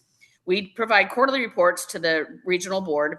And the reason why the report was a little bit late is because we didn't really have to do the quarterly report. So when he did that in January, then when the incident occurred, and then I was on vacation, I said, Justin, we need to make sure you and I tell him that all the time. And so lots of times when they go to a sanitary sewer overflow, they don't document it in the logbook until the next day because they may not go back to the facility to do that. That's typical. That's typical SOP. You just document it the next day when you're there in that logbook. And I tell Justin all the time, you document everything in that logbook, who, what, where, and when, because I've been through several inspections and that will cover your butt. So I asked him, that was my responsibility as the supervisor of Justin. I said, will you please document everything that happened that night? I don't care, what it was, the spill, the size, who was there, interactions, because that will all help us down the road. If Howard comes in and says, okay, what happened? Why didn't you respond right away? What was the amount that spilled? What transpired, the time frame, whether he showed up at 7 or 8:20.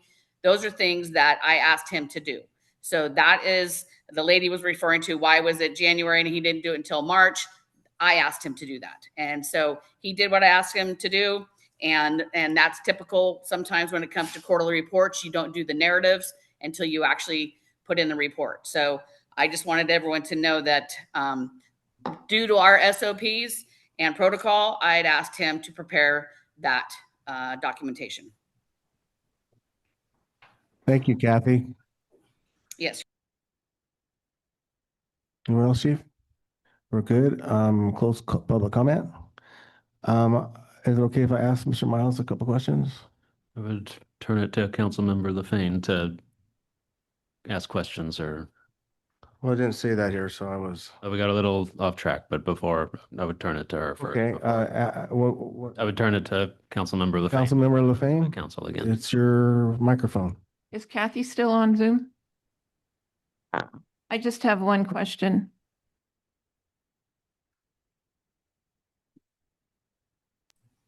Yes, I'm still here.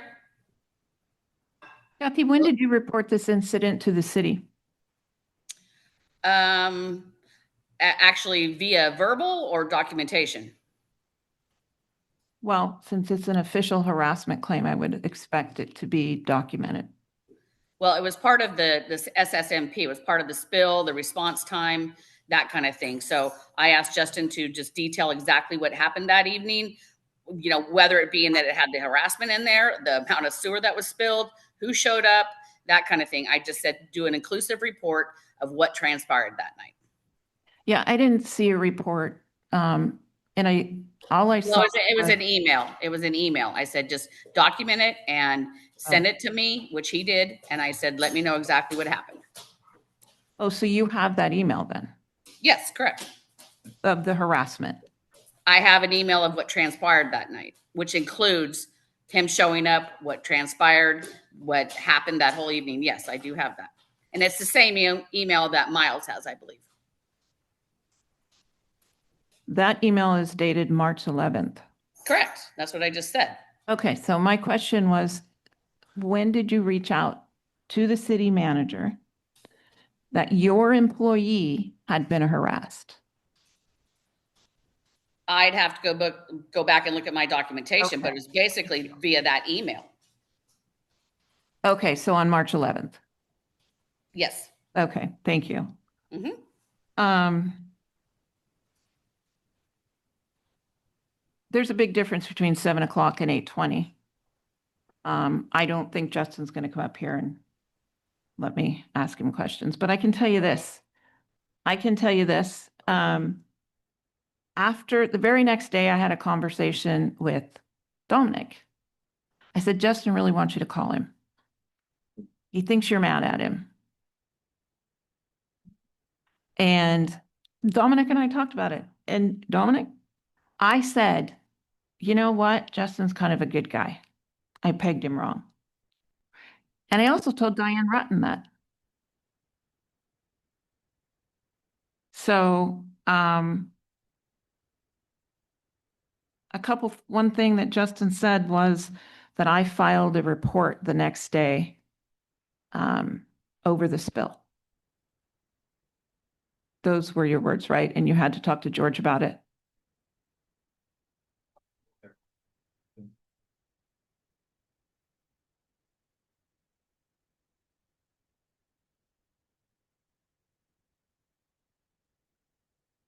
So we had Kenny reach out to me.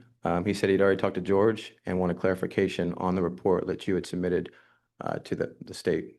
No, I'm sorry. I'm just remembering what you said. You said that I turned around and I filed a report with the state. The next morning, you had to talk to George about it because the state contacted him and wanted to know what was going on. No, and luckily we have recordings that will say what I said. We have the email. We have your handwriting, your signature on it with the date and time. I'm So just going off what you just yeah, no, I said. mean, Can we roll it back then? sure. But it was Kenny. It was the state that reached out to both George and I'm pretty sure that's what I said. If I didn't, sorry, kind of get flushed when I'm up here. But this Kenny from the state reached out and said, hey, what is this report we got from your council member? Do you know when that was? I mean, it's a call log. I don't know. I could look at my emails because it's when you submitted it. Okay, because when you were talking earlier, you said the next morning I got a phone call and I had to talk to George.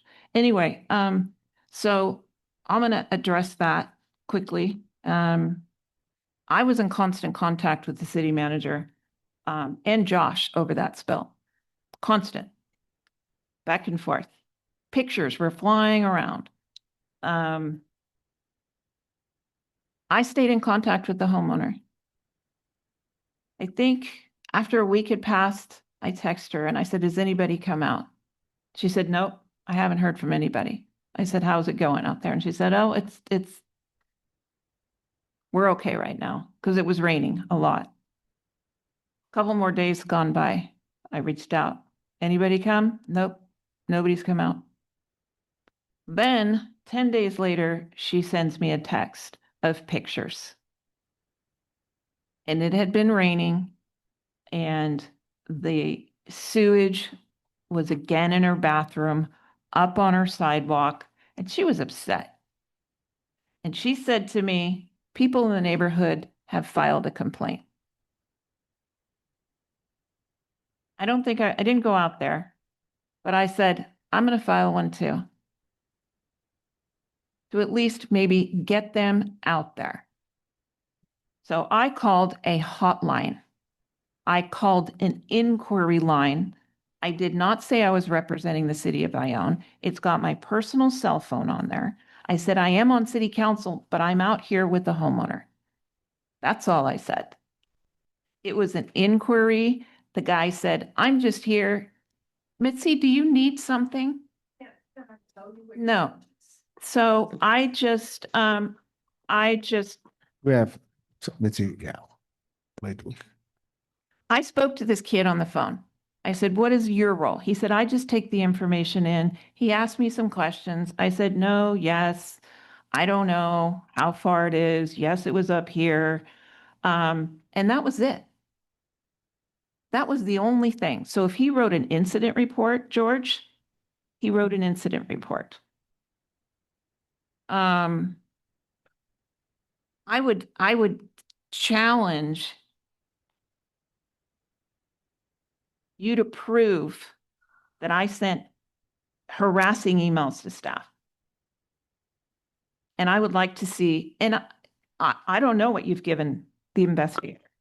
I don't know if they're fabricated. We've got one document that says I'm a horrible person, but nobody signed it and there's no date on it.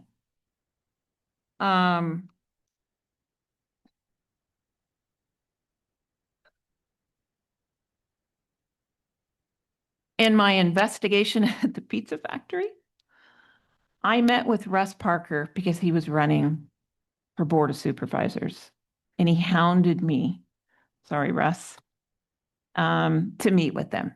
So I met with him at Bluestone. We sat in the window, we chit-chatted. I wasn't investigating anybody, but that's what I saw. You know, I brought a censure against Mayor Rhodes.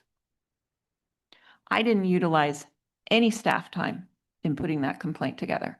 I didn't conduct an investigation for 6 months without approval, got staff involved, got the city manager involved.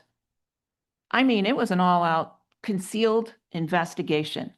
I didn't know I was being monitored. I didn't know the reason the chief of police was in our agenda meetings to monitor my behavior. This censure policy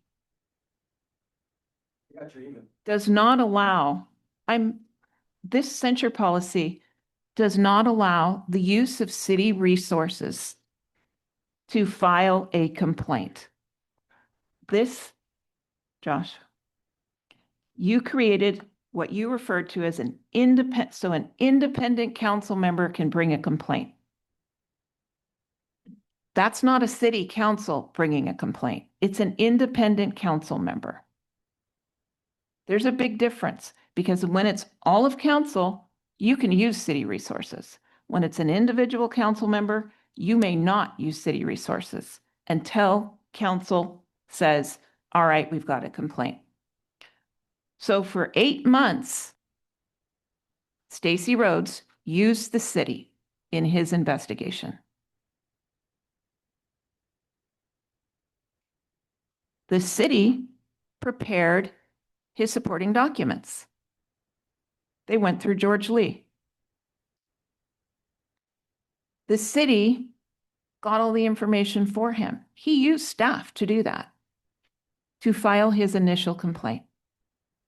I didn't use any. My complaint against Stacy Rhodes, everything he'd written in the newspaper and everything he put on social media, his words. Nobody needed to investigate it. He called staff incompetent in the newspaper. He attacked city contractors. He attacked the city manager. For years. He attacked CDCR, another agency. But when I brought those here before this council, supporting document that Mayor Rhodes typed on social media, Jack Mitchell printed in the newspaper multiple times. This council right here, these three members said that policy doesn't apply to men and it doesn't apply to our mayor. Oh, you laugh now. Because this council has a history of harassing women publicly. So that's what let them censure me. But that's the message to the community. Do as we say, not as we do. Mayor Rhodes has contacted numerous state agencies on his own, specifically the State Water Board. He admits it. Mayor Rhodes showed up at a community member's house when her living room flooded from a blocked sewer drain. He showed up at her house. We didn't know about it. Do you know how we found out that he had been there? She sued us. And it cost us $100,000. And it wasn't the first one. That he can go. But another council member can't. He has come after me when I helped a homeowner, my neighbor, in Wildflower. Her house was flooding. Her house was flooding. They worked nights. She reached out. I had a lot of shovels. I was good at digging ditches and a chainsaw. And we went over, myself and a couple families. I even called Dominic because it was a holiday. And we went over there and we dug it out so they wouldn't come home to a flooded house. I got in trouble for that one. Stacy got mad. The memorial bench, he says I went around policy. I have multiple emails to Amy Gedney saying, here's a policy that I've put forth together. I've covered all the angles. Here it is, wrapped up like a little bow, with the bow, like she used to say. Here, take it to council. I don't need anything more to do with it. Here's the policy. Let's make it easier for people to get memorial benches in the park instead of what I was seeing the Shear family do. I didn't go around anybody, but Mayor Rhodes put that on my first censure that he withdrew. He's upset about the memorial bench. Then he gets upset when I go to help another homeowner. So there's more behind this than me circumventing the city manager. It's his hatred for me.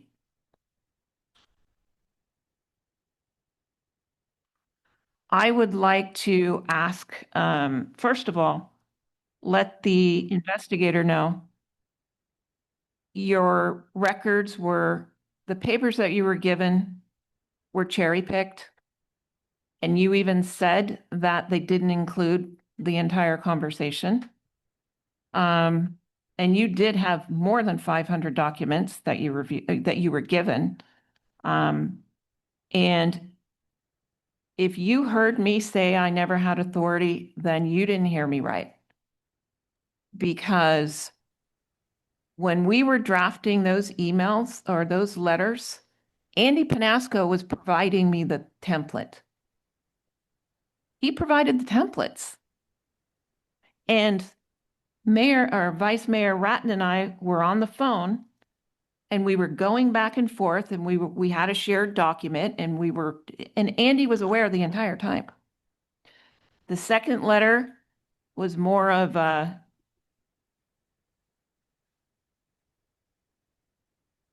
anyway.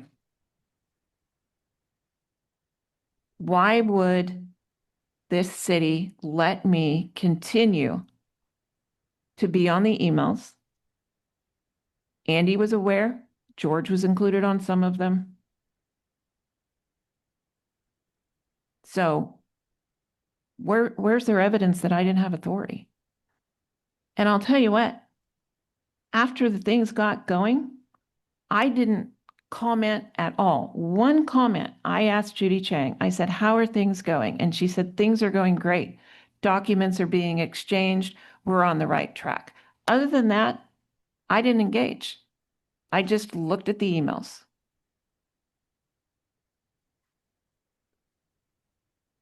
So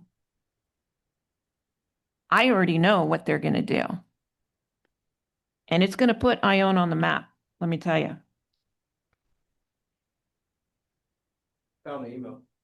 I'm done with my questioning Oh, okay. because Okay. it will go above this arena. Okay, it said it was 10 days after, and it said it was only 1 month. Okay, I'd just like to clarify at the last meeting that the first thing I did is released all the documents to the public. So at any time, anyone can look on the internet and look at all the documents and all the emails. You explain that, Josh. That's not service to me. He's referring to the investigation report only, not documents that the investigator had in formulating his review. Yeah. okay, Mr. Miles, I think you'd like to respond to, but may I ask him now? I'd like to ask you, sir, thank you for your patience tonight and waiting. And I do know you're getting paid, but still thank you anyway. And one question, were these interviews all recorded? Yes, I believe all the interviews were recorded. There may have been one or two where I had problems with the recordings, but, and I would have to check my notes on that, but my practice is to record all the interviews, yes. I don't have the document in front of me right now, but my memory serves me right that you actually did interview Amanda. Is that correct? The homeowner of the sewer problem? I did not interview Amanda. I watched the meeting where she spoke to the city council and relied on her comments that she had made in that forum. Okay, thank you. That was my error. So no. I'm talking. I'm talking, please. I'm talking, please. Let's show some decorum here. That word's coming up quite often, so let's show some decorum. Okay, that's all I have to ask you, sir, unless you'd like to offer more. I got a couple of questions as well. Okay, Dominic?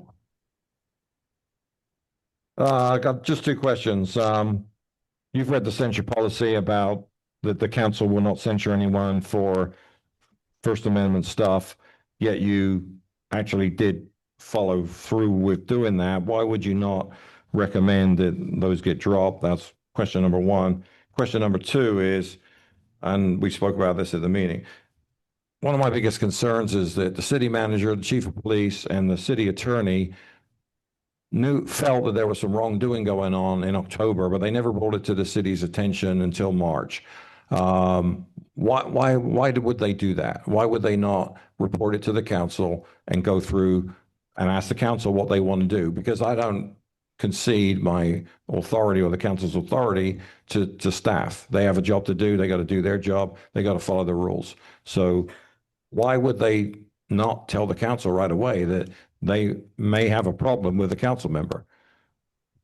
And those are my two questions. Thank you.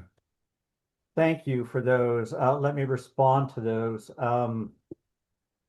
First, I don't make recommendations whether or not the council censors the member or not.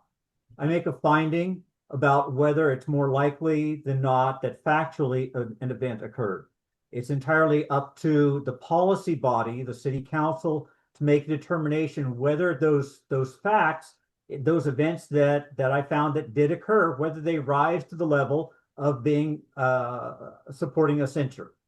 So that finding or dropping matters is outside of the scope of what I'm hired to do.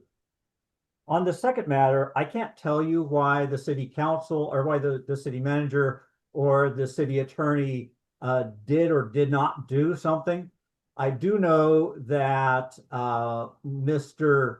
Panasco stated to the council that he thought that there were conversations that were going on outside. And in fact, Councilmember LaFane's email says that Mr. Penasco accused her of negotiating.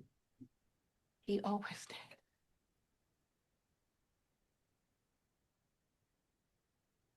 Okay, thank you. Jack or Stacy, have any other questions? I got one, can you, one more time clarify why it was proved that the negotiations with Hahn were true? So, yeah, let me go back to that because Ms. Ratton had raised the question, and she said that the statement in the petition was that Councilmember LaFane was negotiating against the city. That's not what the statement says in the petition, and I'll read it. It says, this also includes contacting and negotiating with the third party without the council's authorization. In reference to the emails that transpired between late September and prior to October 15th, I made the finding based on Councilmember LaFane's comments and on those emails that she was in fact negotiating because her goal was to move that project forward. And that is the definition of negotiating. It is to negotiate with another party in order to resolve a matter. But don't you have to know how to be a negotiator to negotiate? Can I just ask one more quick question on that? Yeah, sorry. So, so what you're saying is she was negotiating to get the deal done, which I don't think is a bad thing. The, what was said at the meetings were that she was negotiating against the, you know, the position of the city. The other thing is, which I think is really important, and I told you this, and I think you've heard from 3 council members, actually 4. She was absolutely given authority to reach out to Hahn. And then some council members are saying, well, it's one letter or one email or whatever it was. But it was absolutely, Stacy wasn't even there, but he's commenting on it.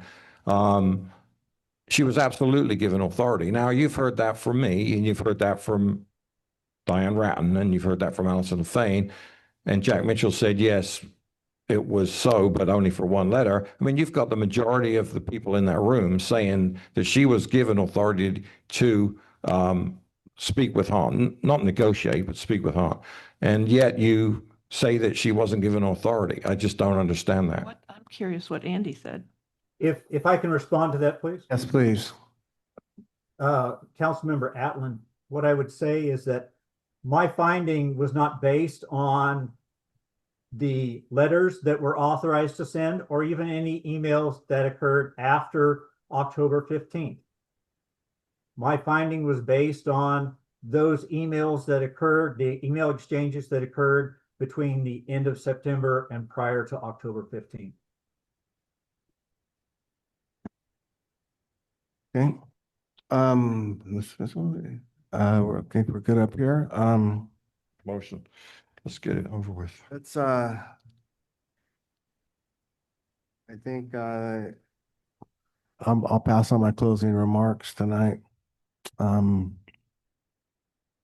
Actually, no, I'm not going to. I'm sorry.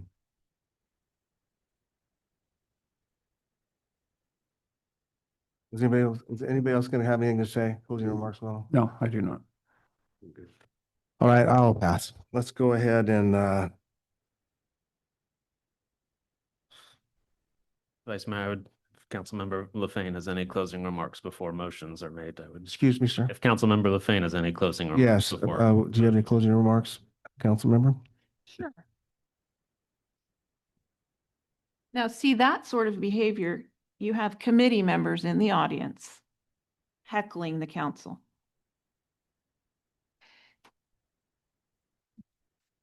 I mean, you know, I can't tell you what it feels like to come inside these walls to only learn that the people surrounding you are investigating you.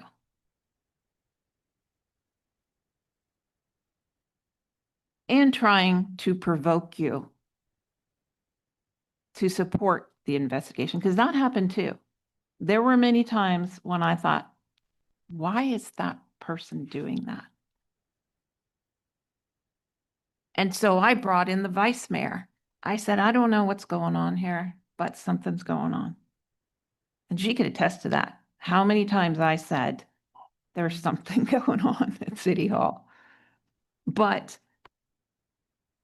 to have it revealed that individuals in positions that you thought you could trust were not there. I told Mr. Miles, listen, are there things I said on social media? Absolutely. Not my best day. But what you guys don't see is what happens behind the scenes. Because none of these guys make it easy. I haven't gotten an update from the city manager since April. So I don't get any city information. I don't get updates. I don't get projects. I don't get notifications. I get nothing. These guys get sit-down meetings and phone calls. Stacy gets one every day. I get nothing.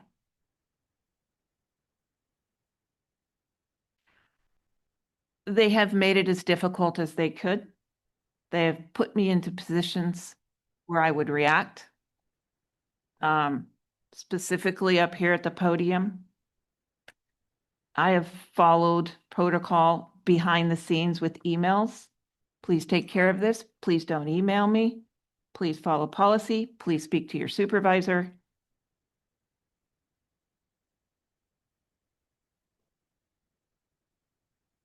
We all know what they're going to do.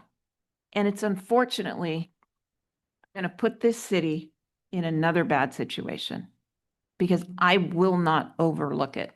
And I don't think other people will either. So, Mr. Miles, you were not given a full picture. I understand some of your findings. When you say, you're talking about those emails, I understand that. But what they're censuring me on is they're saying I never had authority. And that's what they've got represented in their resolution, which is not what you're saying. So we've got errors in a resolution that's going to be made a public document. So one more check mark for me. So knock yourselves out, boys. Josh, I would like to, am I allowed to make my statement after all? Josh, it's you. Are we going to follow the? I'm asking our attorney if it's okay for me to do this. I'm not doing it. I'm asking for permission to say yes or no. Yeah. So it's a point of inquiry. Give Ms. Lefane a chance to respond if you're going. Oh, absolutely. I'll be happy to. So that's okay then. So I'd like to note the point of inquiry that you are allowing him to add your script. Okay. So that'll be on the record. That's fine. I just want to say a few words in response to what has been said here tonight. First of all, like I said during the special meeting last week, the only reason why we are talking about this issue is not because of any of the constant conspiracy and corruption claims promoted by Councilmember Lefane, but it is because of her constant disruptive behavior towards other members of council, the public, and most importantly, our city staff. One frustrating aspect of it for myself, and I'm sure many others, is the victimization that she claims, including being victimized because she is a woman and claiming that other women are also being victimized by actions. For someone who is constantly promoting rules and protocol, the report clearly shows, and with examples, and even her own admission, that she has constantly not only broken protocol, but the city form of management, doing things without the authority of the city council, and violated rules of decorum. But as important, the report clearly states that she has continued to harass not only our city staff, but our previous city attorney, as well as our present attorney. At the previous meeting, all four department heads expressed their distress and Councilmember LaFane's constant derogatory statements of corruption. In my opinion, the one common denominator causing distress to our city and residents is Councilmember LaFane herself. She has exposed us not only to employment liability, we can't get people, having a hard time even getting people to interview, but has caused damage to our reputation in dealing with other local agencies as well. Councilmember LaFane continues to promote all these conspiracies and allegations of corruption to take the public's attention away from her disruptive behavior and harassment of city staff. I had a choice with this censure: do nothing and let Councilmember LaFane continue to do damage to our city and staff, or take a stand for Ione. There are some people who may not agree with me, but know this: any decision or vote I have made has been for the betterment of the entire city of Ione, not just for the few here and there.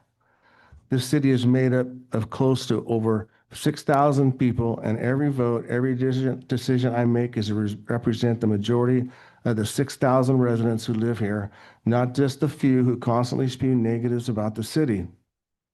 It is time for us to stop wasting time on these issues surrounding the actions of one person, and that is Councilmember LaFane. When I stop to think about how much time, energy, and resources we as a council and city staff have wasted on Councilmember LaFane, it has become a sideshow. It is not all about her. It's about advancing the priorities of the city. This is why I will vote. We're not voting yet. I said, You're not supposed to say your vote. I didn't. Did I say my vote? That I will be voting tonight. The city needs to stick together during this time. And thank you for your being here tonight and for all the length of time. Appreciate it very much.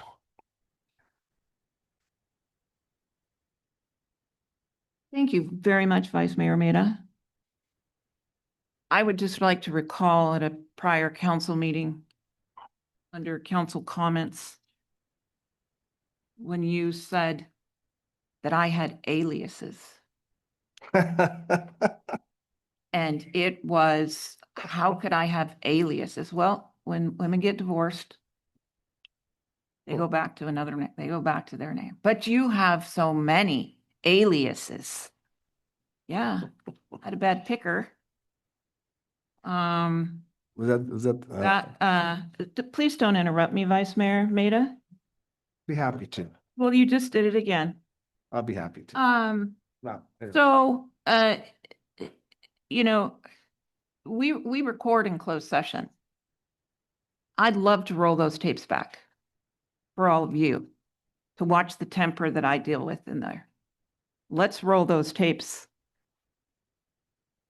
Like, we as a council, we can do that, can't we? Right? We can vote to expose those public. Well, if we're gonna vote to put public records out, put records out to the public, we can certainly all vote as one to say, let's roll closed session tapes. And then you guys will have a real treat. I'll put that on the next agenda. All of them.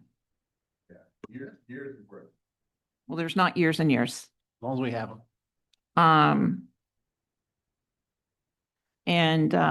So I'm sure that you'll come in there.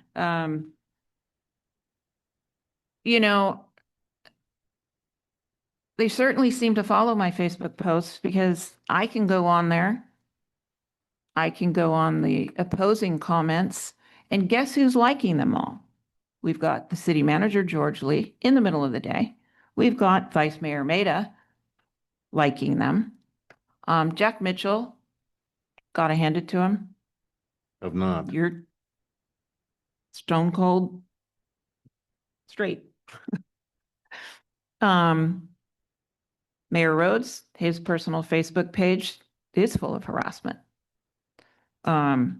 He has links to all of my documents on his page.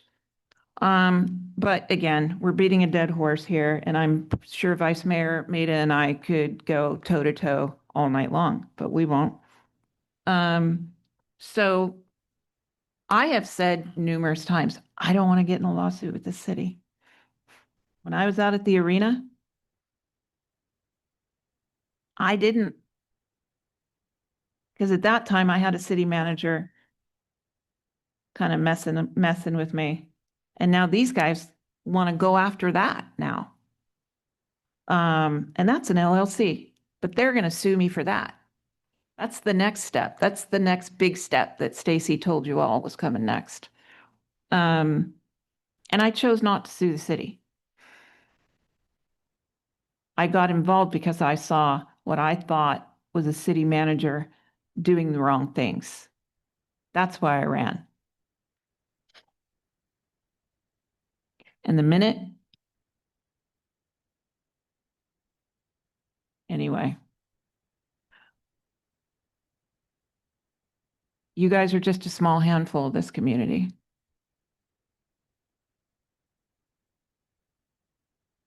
But listen, I'm ready to be censured because I'm ready to go to the next step. I've come this far. I'm going to get that golden ticket at the end, and it's that censure. That's all I have to say, Josh. But you have my objection to this entire proceeding tonight, since it was not noticed.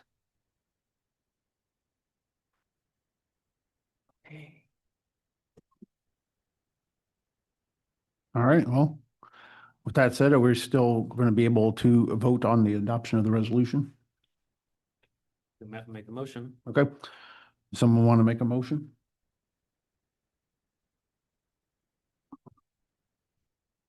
I will. Make a motion, we adopt resolution number 2025-XX, disapproving and censoring certain conduct of City Council member Allison LaFane. Do we have a second? Second. We have a first and a second. All in favor, say aye. Aye. Aye. Opposed? Nope. Nope. Thank you, Ayes Josh. have it. Moving on to item 2 on the regular agenda, waive second reading by substitution of title only and adoption ordinance 535, setting the 2025 CAL FIRE hazard severity zone map for local responsibility area. Thank you for your patience, Chief. Let's go. Bedtime. Good evening, Council.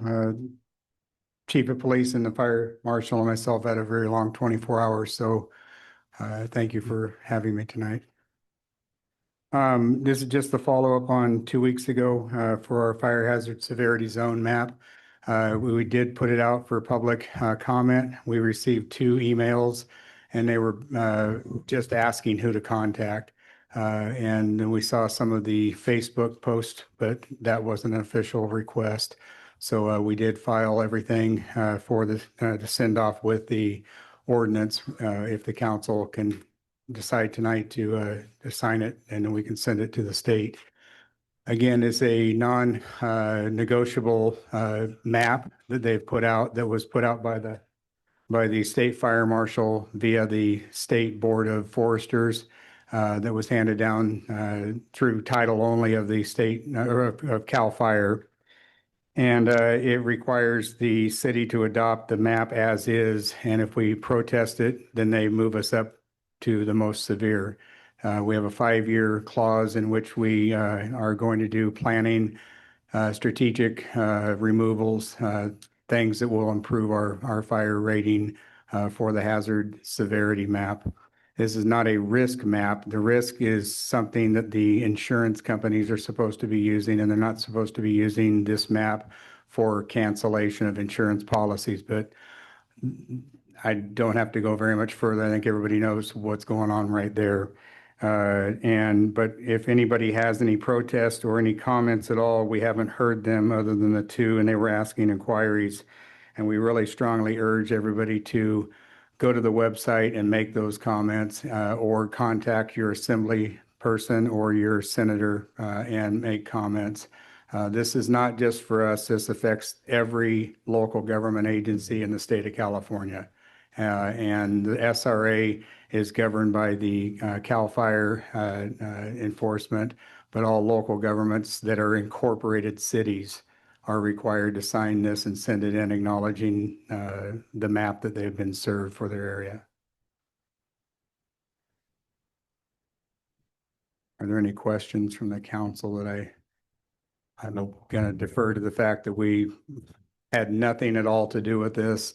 CAL FIRE had nothing to do with this. This is, and years ago, they put the state fire marshal, the board of foresters and the state fire and the CAL FIRE all together. So they all wear the same patch, but in reality, they are three different entities that have worked on this together, not together, but has served it out. Any questions? Thank you, Mr. Chief. I wished I had something better to bring you as far as this goes, but it was literally put in front of us and said, you have to do it. And we are, Debbie has been working diligently with the powers that be, getting this ready for correction and upgrades in 5 years. But if we touch it now, they'll increase it all the way. And we are working diligently to make that happen. Thank you for that. Is that it? I just need the approval and you guys, the council, make a vote and adopt the ordinance. Someone want to make a motion? I'd make a motion that we adopt the ordinance number 535, setting the 2025 CAL FIRE hazard severity zone map for the local responsible area. Hold on one second. Need to open it for Public comment. comment. Oh, I'm sorry, that's right. Any public comment on this or questions for Chief? No, it's okay.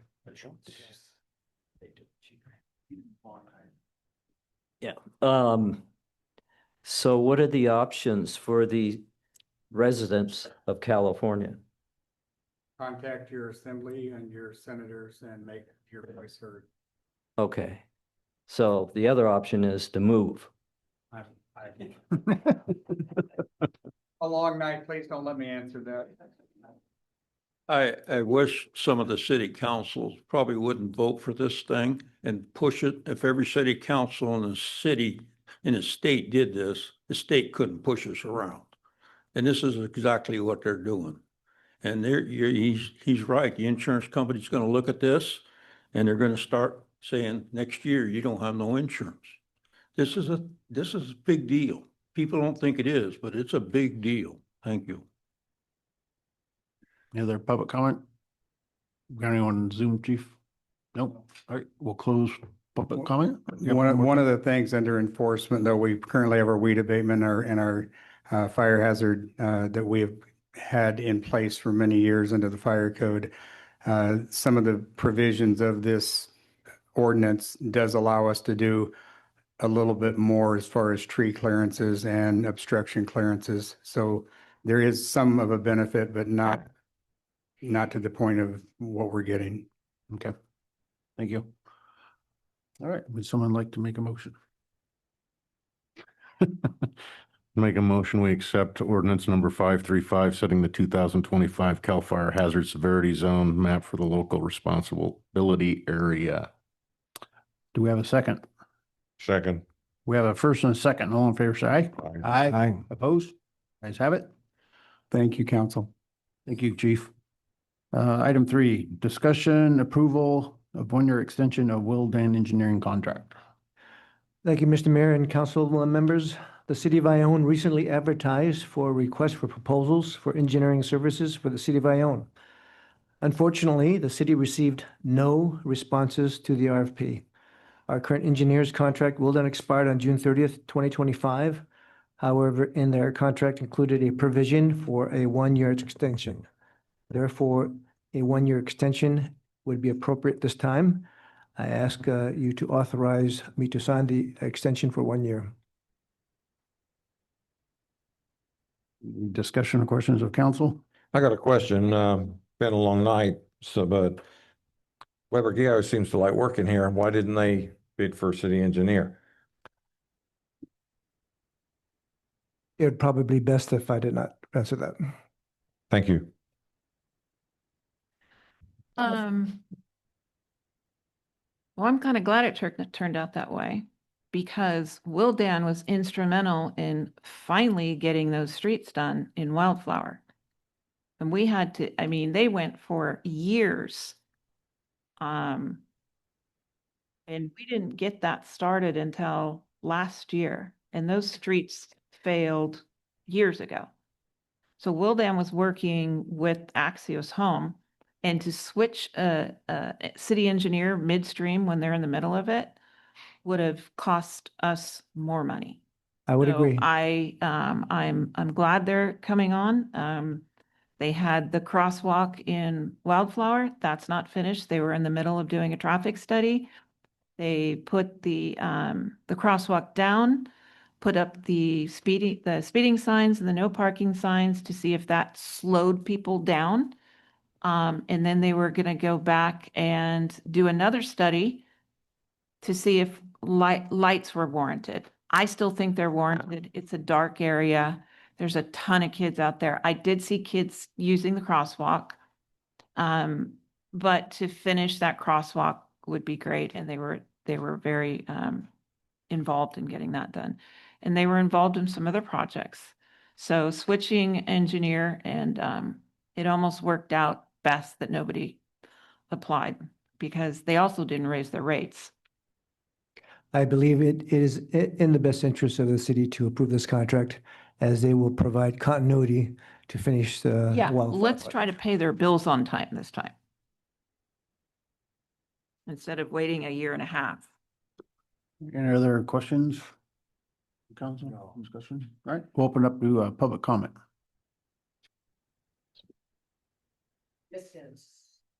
This is more of a question.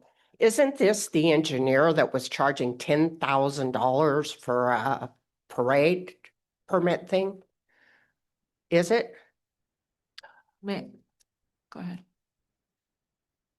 The 10,000 wasn't just for the parade. What was it for? It had multiple invoices on that line, is my understanding. I thought it just was for the parade, but I could be wrong because I don't have it. But I mean, that's insane, crazy. You know, look at the warrants. He charges less than any engineer we have, and he comes to city council meetings for free. Yeah, I would like clarification if you could next meeting on the 10,000. To answer your question, it is the same. To answer your question, it is the same. That didn't matter.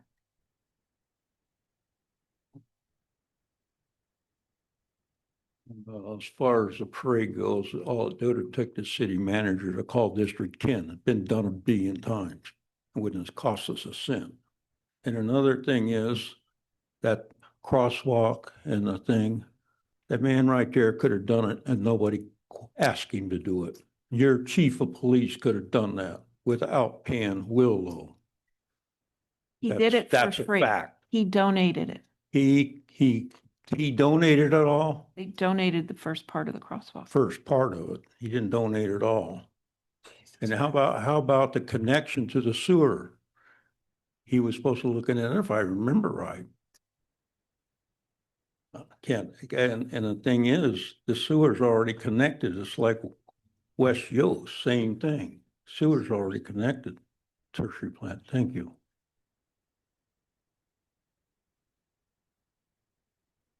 Any other public comment? Anyone on Zoom, chief? Close public comment. I'd like to go ahead and make a motion to approve and authorize the city manager to sign the contract extension with Wildan Engineering for a period of 1 year. Second. We have a first and a second. All in favor, say aye. Aye. Opposed? Aye. Ayes have it. Item 4, discussion action on prioritizing development of softball fields in the city of Ione. Thank you, Mr. Mayor and council members. At the previous council meeting, council members directed staff to place on tonight's agenda the prioritization of the softball fields in terms of pursuing local and federal grant funds for its development. Once the master plan is completed, the dimensions of the softball area should be clarified, allowing the softball organization to commence development of engineered drawings. I will also say that, or add to that, I had a meeting with Susan Peters today, and she did say that the Oro Park in Jackson is coming together, which is over 100-acre park. So that is also a possibility for softball as well. But for the purposes of tonight's meeting, it is on the agenda to make this a priority. Okay, with that said, do we have any council questions, comments? Yeah, it was also to put them on the capital improvement project list so that we can go to ACRA and ask for funding. So there was a double ask, make it a priority and put it on the capital improvement project list. So. It's fine. That's part of Okay. the grants. That's what I put the grants. Well, it's not a grant. That was specific instruction twice at the last meeting. We will talk about voting to put them on the CIP project. So that was an action we discussed to bring back, not simply say we're going to apply for some grants. It was specific to softball is to be placed on our CIP project and sent to ACRA. Not next year and the year after. It was to happen. Direction was to be given at this meeting specifically. You can't give me that direction tonight. Just make an amendment. And as far as we won't talk about the Jackson thing.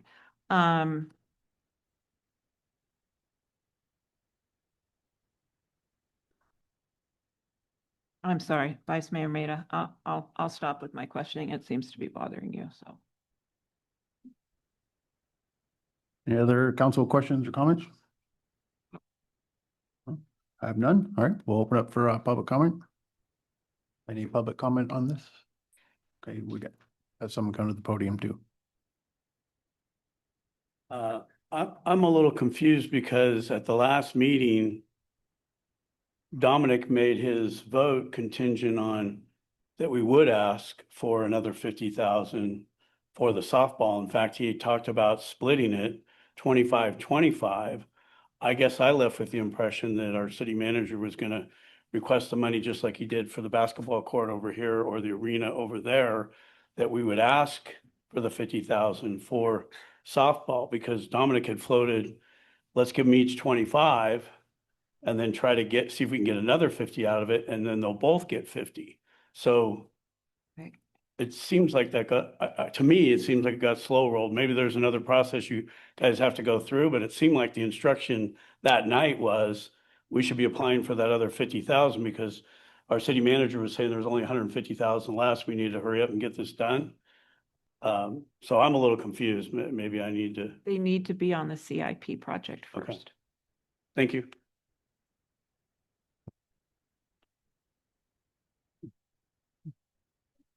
We're going to kill themselves.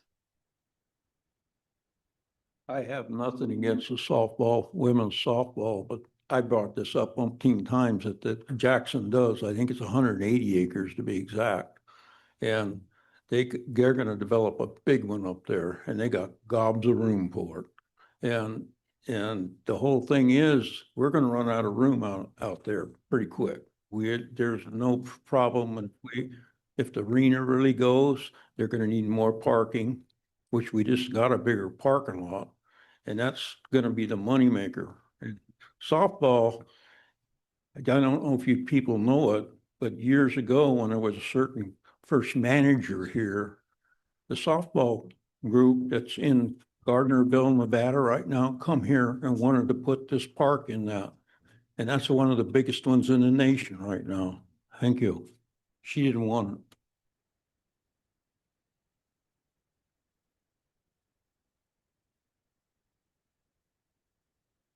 Thank you. I'm not against the softball. I have questions. The 50,000 that the gentleman was talking about, is he talking about the Amador Water Agency?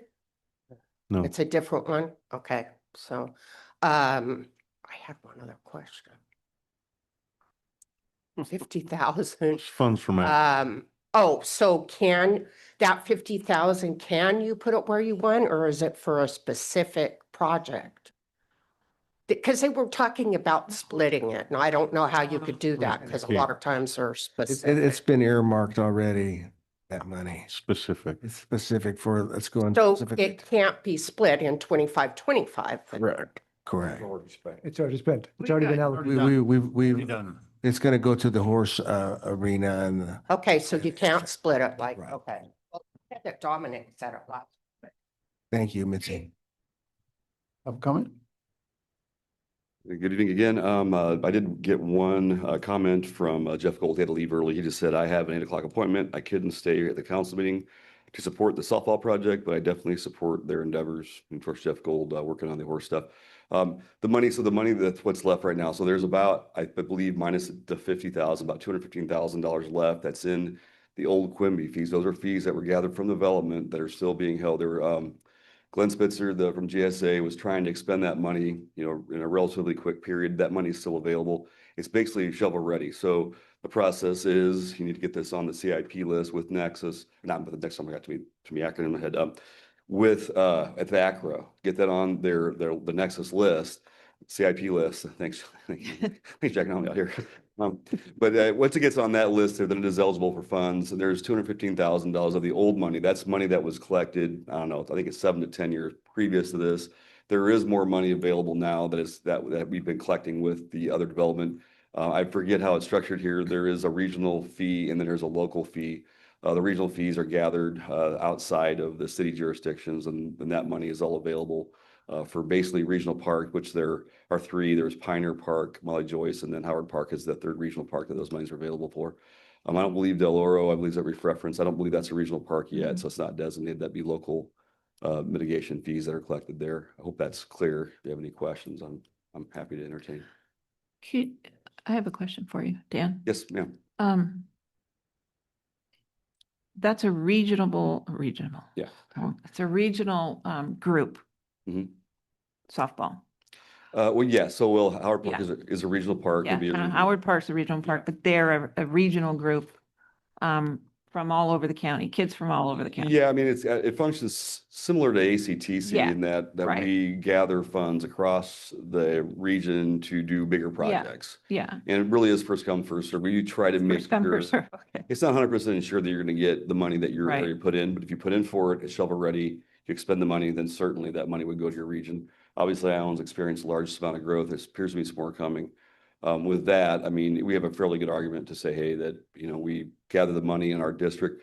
I was on ACRA for about a dozen years, and part of that process of, we got our Parks Master Plan done. We categorize all of the parks stuff in the county, put them on one large plan, and then we designated those 3 parks as regional, partly because the 95640 zip code does not have, it has city parks, and then it has Papoose Park, which is actually owned by the HOA, the private corporation.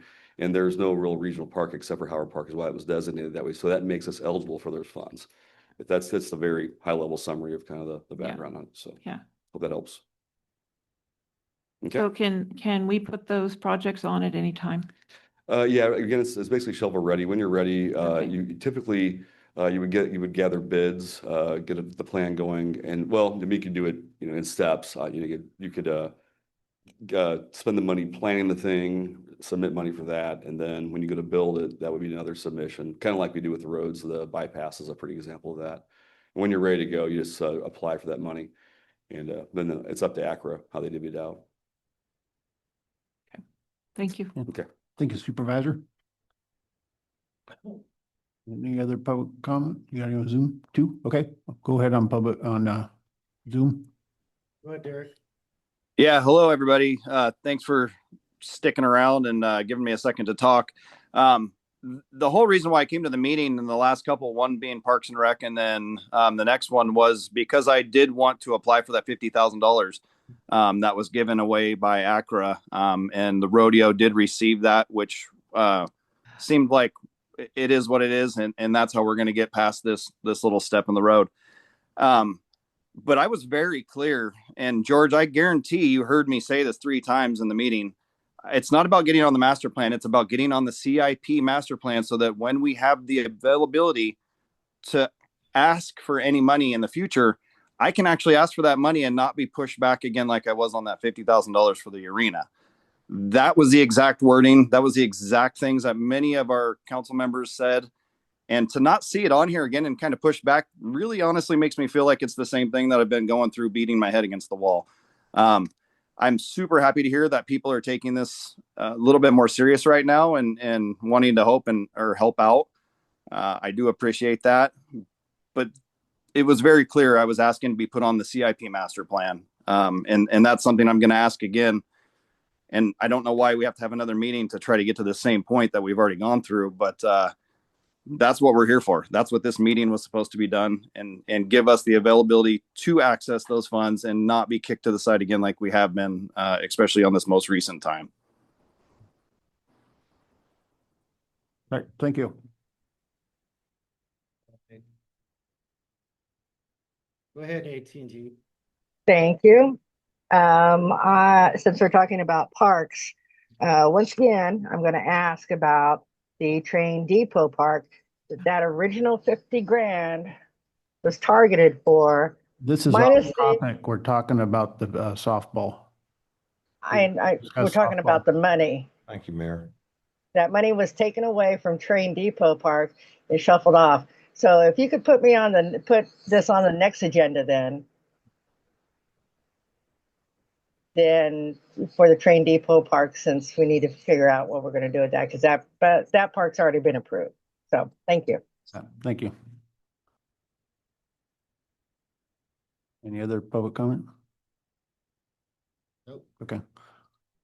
All right, so can we give you direction tonight now to get it put on the CIP? Sure.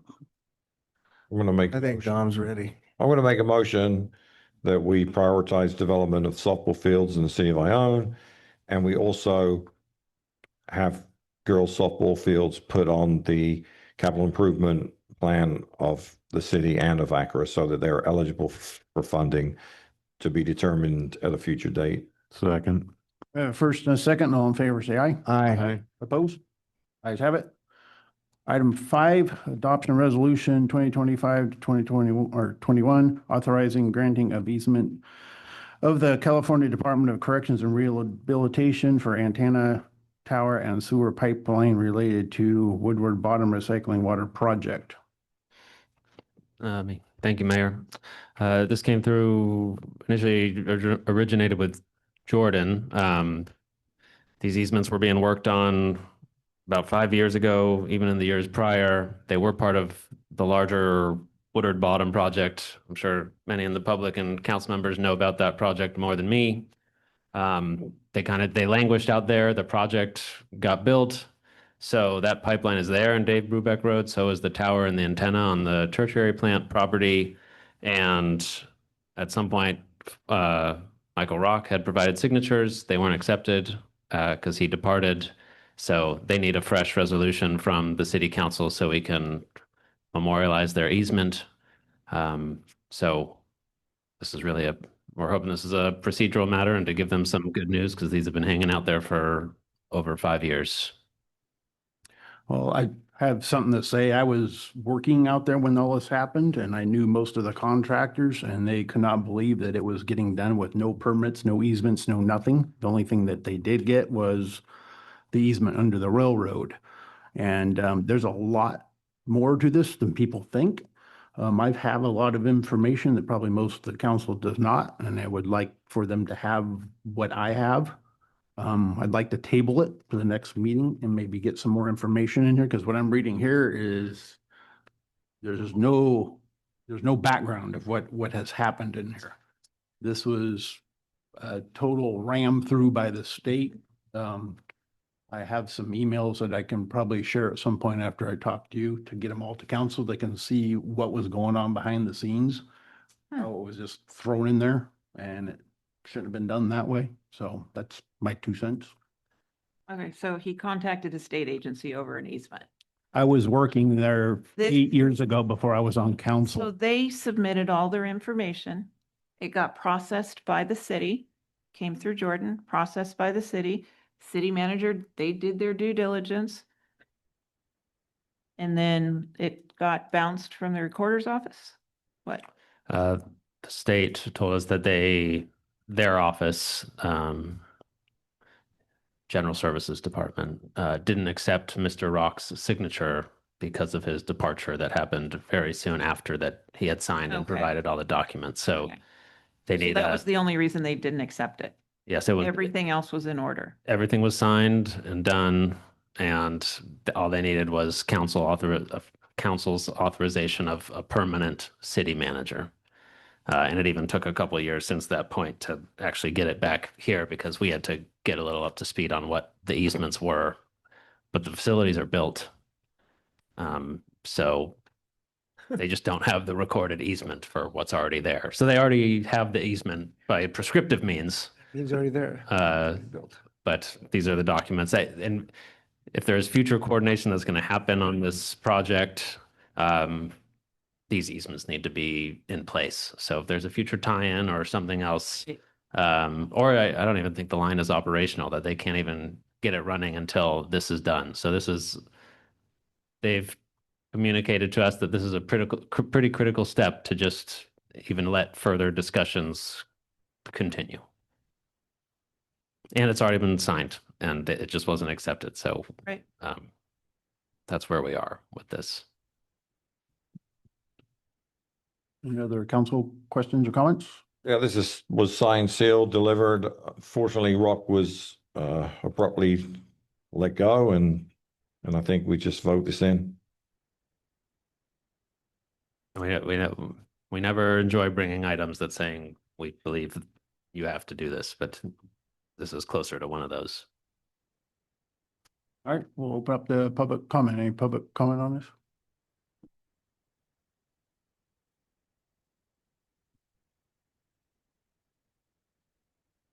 Lots of public comment about this. This is about the state taking over Arsa's line. Because it says radio in here. That's to shut off a valve so they can run their line, their bypass through, and Arsa don't even know about it. And they got a 37-year contract. And I talked to Jim Swift about this, and he didn't even know about this. He's on Arsa. They never got a hold of Arsa, and that's supposed to be their partners. This is the biggest joke I ever heard. You guys own that pipeline. It's over 5 years. I believe it's like 18 months they have it. They don't do nothing. It's actually turned over to the city. I might be wrong about that. The city's got control of it. They don't have control of it. They want to use it. They come to us and use it. Let our sewer man run it, not the city. They already dumped a month ago, 2 months ago, you guys voted not to take their sewer. What'd they do? One night they dumped over 500,000 gallons in Pond 5, which cannot be pumped back to our tertiary plant. So he had to dump it illegally on the spray field. How come none of this comes out? You worried about people not coming out, and you two people work for the state of California. I don't work in sewer or pipes, though. I don't give a dang. Your controller writes your check, both of them. I work for the state.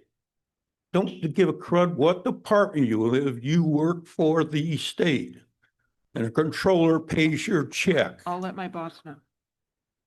And boy, don't vote for this. There's just no way this should happen. And Arsa should be involved with the city manager over this before it even happens, if it does. And I'll guarantee you, the gosh darn casino up there, I'll guarantee you they ain't giving their pipeline up. They own underneath the road. They own that pipeline. State does not own it. Thank you.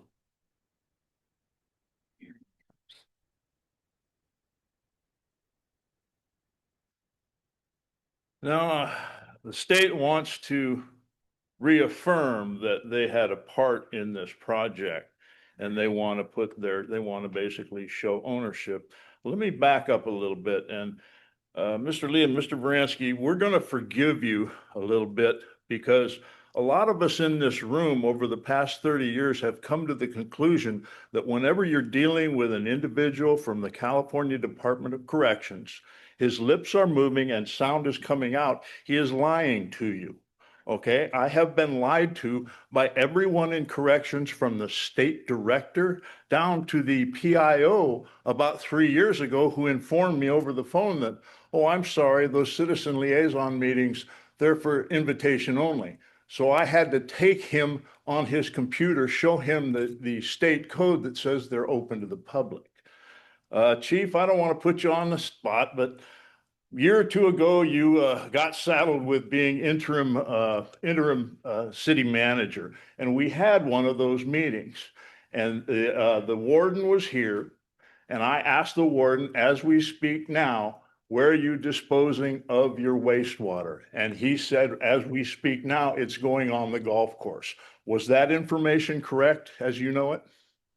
I don't truly remember. Okay, but do you remember contacting me right immediately after, and telling me that? I do remember talking. Okay, so, and you know, as the city manager, police chief informed me that wasn't true. So we got the warden at the public meeting lying to somebody about something. And why? Because he can't identify exactly where the prison is disposing of this. Now, when they want to talk about making it all legal, the whole entire project for Woodard Bottom, whenever the state takes property and does something with it, there has to by law be a contract.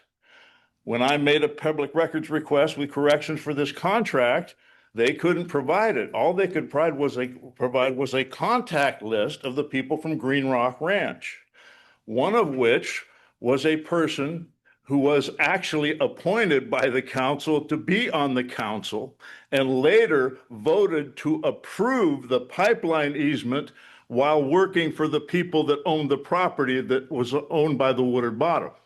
So we don't want to talk about that or any of this other garbage. I mean, they are what they know, what Mr. Rhodes is saying. They haven't done diddly squat with this thing for 5 years. You can make a very good argument that, hey, this is abandoned property and we're going to use it. Or, since it's abandoned property and it's ours, if you want to use it, you're going to pay us a fee to use it. But either way, when has the corrections done anything good for this city except contaminate the groundwater? And yet here we are, we're going to give them, what you're doing by signing this is you're acknowledging as a city council that they do indeed have an interest in that pipeline that they abandoned. That's just silly. Don't do it. Now, I mean, can I answer any questions? Because again, I can excuse you, but you've got to start paying attention to these people in corrections.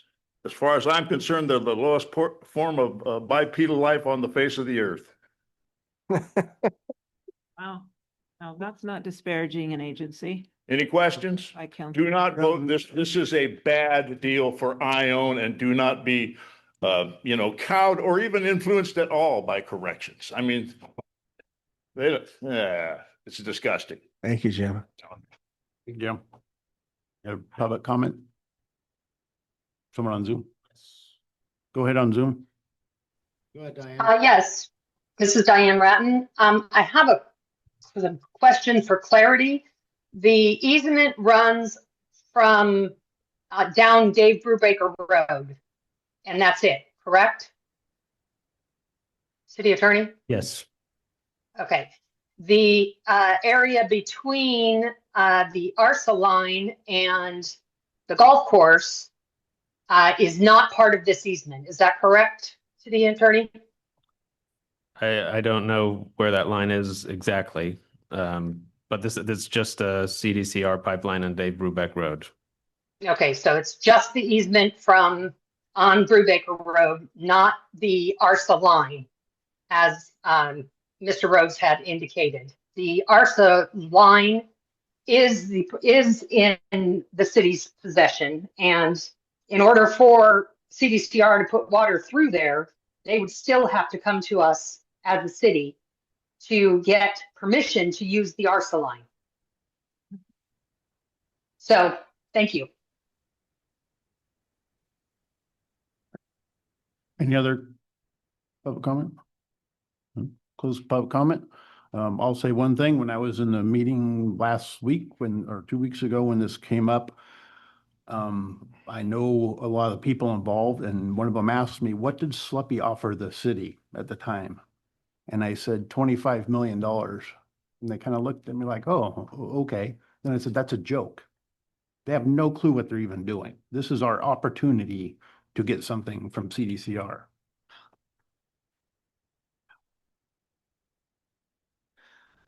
Myself personally, I'm not comfortable with making a decision tonight. One thing is I need to educate myself more on this. So I don't, I'd have to abstain or something because I just don't feel comfortable making a decision on this. My instinct's telling me that I don't think it's going to hurt to wait. Research this. I'd like to know more about it. I'd like to make sure we have leverage over corrections. That's for sure. I think we table it with the mayor saying he has more information. I think we table it and bring it back next meeting.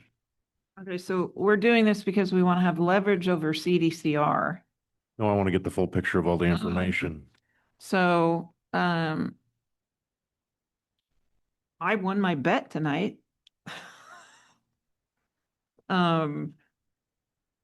They've gone through the process. It was approved by another administration. It is not the ARSA pipeline. I've seen a lot of items approved by previous boards that I disagree with. I'm telling you, I don't have all the information and that's not right. Okay. It is well known that Mr. Mitchell and Stacy Rhodes have it in for CDCR. They publicize it in the newspaper. So, that's what this is about. Again. They paid for the pipeline? Nope, not yet. This is how it's been presented to us this was part of a much broader plan and multi-agency project back in the years before 2020. There was going to be agreements between multiple agencies. These easements were a part of it. There was a lot of turnover, at least at the city, and all the operating agreements or who's going to control the line never got done. But the easements got done. It's not in use, I believe. Check on that, but that's what's been told to me. And this is just finalizing the easement that was already signed, and more discussions can continue. I asked you that, and you didn't say none of the agreements. You didn't say, you said it was all done. Now you're saying it's not done. The easements are done. The and were easement is signed. done, but all the documentation and the paperwork prior to that wasn't? Their original deal for how this all came together never got done, That's what I was asking. but the project got built and the easements are done.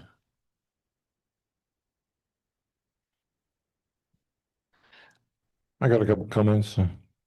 Unless you. Go ahead. I was going to make a motion, so make. Okay, I made my comment. So first of all, we control the ARSA pipeline. The CDCR cannot use this pipe unless we let them use the pipe. And there's no agreement between them and us at this time. So if there's any, negotiations or leverage or whatever, when they want to use the pipe, that's the time to do it.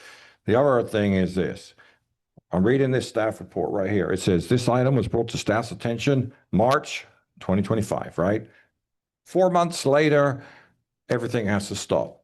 This is just typical of what goes on. It's like Stacy had any problems, he had 4 months to address them. I wish he had, and I hope he still brings in whatever documents he has so I can read them, but I see no reason to delay this. This is just the easement. They can't use it without, I don't even think they plan on using it. The other end, people don't want the water, and they can't get the water in the pipe without our approval. So bottom line, this is just housekeeping on something that the council already agreed to do. We can negotiate down the road if that even happens. I just think delaying this or picking a fight is just not the way to go. And we should just move forward with this easement, granting the easement. I would also say they probably had authority to record it with Mr. Rock's signature. It just didn't meet their standard. Does someone want to make a motion to table it or make a motion to adopt the resolution or? I'll make a motion to adopt Resolution 2025-21, authorizing the granting of easement to California Department of Corrections Rehabilitation, CDCR, for antenna tower and sewer pipeline related to Woodard Bottom Recycled Water Project. I'll second it. We have a first and a second. All in favor, say aye. Aye. Oppose? No. I'm going to abstain. I just don't know enough about this. So I'm not comfortable with it. I hate having to have a 2-2 tie, but I'm not going to make a vote unless I know what I'm talking about.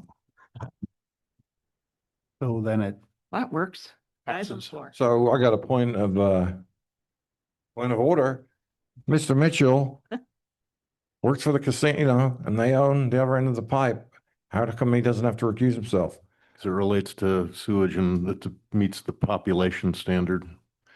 No But- direct relation to me or my job. But Parts in the county. right. Okay, great. I love that, Jack. I really do. But then we got Mr. Rhodes here saying that 2 council members that get a check from the state then have to recuse themselves. Just seems kind of a little hypocritical, but I agree with you. I agree with you. Just saying. Not a very big check either. Okay. Staff will regroup. Okay.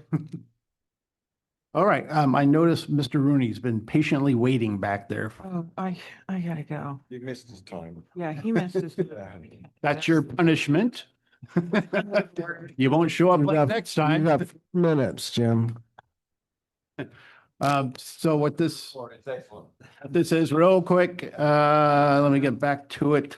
Can you put that stuff on the, is there a way to put those I'm gonna have to numbers excuse up myself. into, okay. This is presentations, Jim Rooney, Amador County Assessor. Okay, let me say, first of all, Jim Rooney, Amador County Assessor. I was held up in Stockton because my wife didn't want me to let my 16-year-old drive to Stockton by himself. I don't know why. He can't handle Stockton. But anyway, I apologize for being late on this. I come once a year to tell you how assessments are in the Ione area. And I got 4 minutes. I'm going to tell you, first of all, in the county last year, assessed values went up 4.1%. And generally assessments go up 2% just because of Prop 13. It doesn't let assessments increase more than 2% unless there's a change in ownership or new construction. But in Ione's a pretty vibrant community the past few years, and assessments went up more than the 2% and even higher than the rest of the county. The assessments in Ione last year, gosh, got a lot of paper, went up 5.58%. And that's not a whole lot, but that's a pretty stable growth. And to tell you the truth, the real estate market's softening up. However, due to Prop 13 not letting things go up too fast, things generally don't go down too fast either. So anyway, the real estate market's relatively stable. Assessments are pretty stable.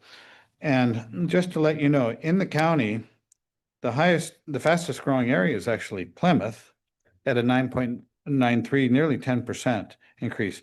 Jackson was 4.2%, Sutter Creek 3.35%. And that's what's going on. There's a moderate growth of assessments. Now I want to tell you something that I've discovered this year that's rather interesting. And that is the number of residences in the county and Ione. And I want to calibrate this by telling you, we went to a meeting and we were told that Sacramento County between Excelsior Boulevard and Sunrise Boulevard has plans for 100,000 new homes. 100,000. Okay. Remember that number because in Amador County alone, there are 15,624 residences total. They're planning 100,000 in a little portion of theirs. But there's something interesting going on. We know how many residences are in the county in the assessor's office. We also know how many residences are considered primary residences. That means those people consider that their active primary home. They may own 3 homes, but this one is their primary. In the county over the last 6 years, the number of primary residences where people are living full-time has gone down 6 straight years. So people aren't, the number of people using primary residences is decreasing steadily. Ione the number of primary residences this year was 1,153. Last year it was 1,155. It was essentially the same, but a little bit less. And in the last 4 years, the number of residences in Ione has gone up. Single-family residences has gone up about 240. The number of primary residences has gone up 40. It's kind of interesting. Now, I'm bringing this up to tell you, in our county, there's essentially zero growth. You know, you can say, well, there's a percent here. I'm talking about in number of residences. We're not particularly growing. Now, I'm telling you that as an observation of the data that we have. And I'm not telling you that it's bad. And I'm not telling you that it's good. It's an observation of what it is. Now, Ione is probably really the fastest growing area in the county in just sheer numbers. But even so, since 2021, there are about 160 new homes. And, you know, we all see Ione as, you know, the Castle Oaks and Wildflower. 160, that's something, but, you know, maybe 10% over those 5 years, 2% a year. So assessments are growing. Revenues from property taxes should be relatively stable. Our community of Amador County, it's pretty static. So that's information that I have for you that I thought was rather interesting. And if you have any questions or concerns, any questions? I was going to say, if you have any problems, when you call the office, ask for Jeff. Other than that, that's what I have for you this year. Thank you, Jim. Any questions from council? Thank you very much. Where are they getting the water for those 100,000 homes? Do you have any idea? In Sacramento County? Yeah. Haven't the slightest idea. They're right by the canal. I don't know. Right by the canal. Yeah, that's a different world altogether down there. All right. I apologize for being a little late. If you have any questions or concerns, let me know. Janice always asks me for some data, and we provide that data immediately. We have a lot of data. Jody does best. All right. Thanks again. Thank you. Thank you. Have a good evening, Jim. All right, move on to reports and communications from city attorney. George might have some golf course updates as well, but closing is on track and should be supposed on track for the next day or two. I would expect tomorrow. Thank you, Josh. Reports and communications from city manager. Mr. Lee, got anything? The ribbon cutting ceremony for the grand reopening for Castle Oaks will be this Friday at 5 o'clock. All of the commission members and council members were invited, and all the members of the public is invited as well. 5 o'clock this Friday at Castle Oaks. The Perry Earl Park basketball court continues to make progress. We should have a ribbon cutting ceremony here within the next 2 weeks. So again, and invitations will be going out, and the public will be invited as well. In addition to that, the train depot park, that is also making progress. So there's going to be an agenda item on the next Parks and Rec Committee with respect to what the Parks and Rec Committee would like to see to fill the park out. So if anybody has any ideas, I would encourage you to attend the next Parks and Recreation Committee. Other than that, thank you. Thank you, George. All right, council comments, committee reports, and future agenda items. We'll start with you, Councilmember Allen. I'll be real quick. First of all, I want to thank the fire department for putting out the fire at the golf course maintenance yard last night. That wouldn't have been a very good opening ceremony without any equipment. So they did a great job. They saved a lot of equipment and that historic building. So thank you, fire department. At some point, next subject, at some point, because I know the city's busy and they got the budget and everything else, but I would like a breakdown of the censure costs so that I can either apologize or say that I told you so. Of the entire thing from when this started, drawing up the censure documents, drawing up the policy, Mr. Verinsky's time, everyone's time, I'd like that. But I know I don't expect it anytime soon. You have more important things to do, but I would like it at some point. I would also ask that the Mr. Verinsky sends me that email that he sent me on the 27th again. I'm not saying you didn't send it. I never saw it. So maybe you did, but if you have it, could you please resend it to me? And I'll forward it to Mitzi over there so she can see. If I got it, I'll apologize that I missed it. But anyway, that's all I got. Thank you very much. Councilmember LaFane. Dominic, I asked for all of that information almost 2 weeks ago in a PRA request, and it has not been responded to. It was responded to. But that you asked for a specific number. The PRA is request documents and communication, but we can give you the number.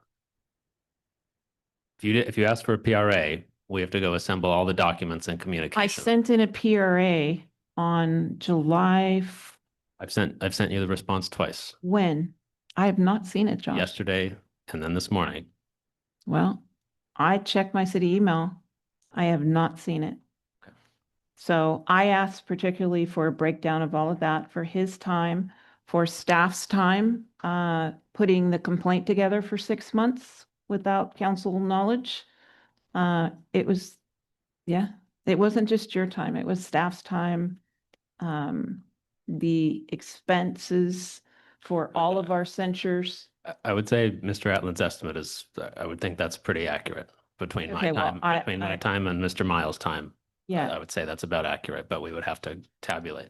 Well, yeah, and I asked back to the beginning of 2021 because Andy Panasco was involved in it as well, so I'd like to see his billings. But it's in my PRA request. I'll look at it again, and I'll look at my city email, but I have not received any response to that. In fact, I sent another email this morning saying I hadn't received a response. Okay, I sent you a response to that. Okay, I'll look. Because I'm not getting them. And then you got my one today. Yes. So. Councilmember Mitchell. I had a good discussion with their supervisor Epperson. There seems to be some movement on Preston facility with some of the state agencies, CAL FIRE, CDCR, wanting to expand or looking at how to work with that facility. I think whether we put it on the next meeting or George, if you could get with Mr. Epperson, Supervisor Epperson, pardon me. I would like to have a discussion on that, as I think there's some benefits that the city could see from possibly pointing out some joint powers agreements or perhaps pieces that we could get to benefit the city. That's all I got. Yep. Vice Mayor Maida. Yes, I've been anxiously going out to the golf course looking at things. I saw Jeff Christensen, the owner of SCM, out there on a lawnmower himself, just mowing away. There was a bunch of brand new equipment out there, and thank goodness it was a burn up. And they're really moving along really well out there. And I also want to thank Public Works and the contractors that also worked on the Perry Royal Park. It really does look nice, folks. I'm so impressed with it. And it's going to be quite an addition.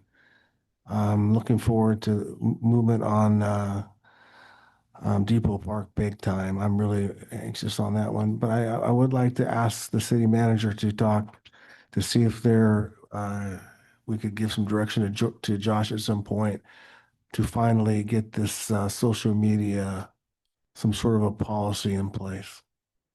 I guess the previous councils have tried to do this with no luck, but maybe we can. So, okay, thank you for staying so late tonight, everybody. As I said, Josh, Andy Panasco looked into it. You can look at his research, and he said, I will not step on the First Amendment.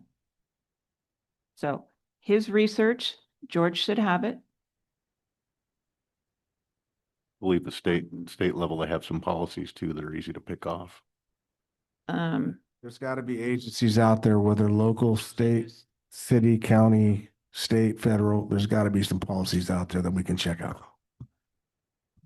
Will do. To your Outlook account. It's not there. All right, I just got one thing. There's a creek committee Thursday. You probably all noticed the creek's been getting cleaned and we're getting it back on track. Going to be walking it tomorrow, taking some items down, notes of what damage has been done and get those corrected. With that said, thank you all for staying with us and sticking with us so late tonight. Can I get a motion to adjourn? Move to adjourn. All in favor, say aye. Aye. Aye. All right.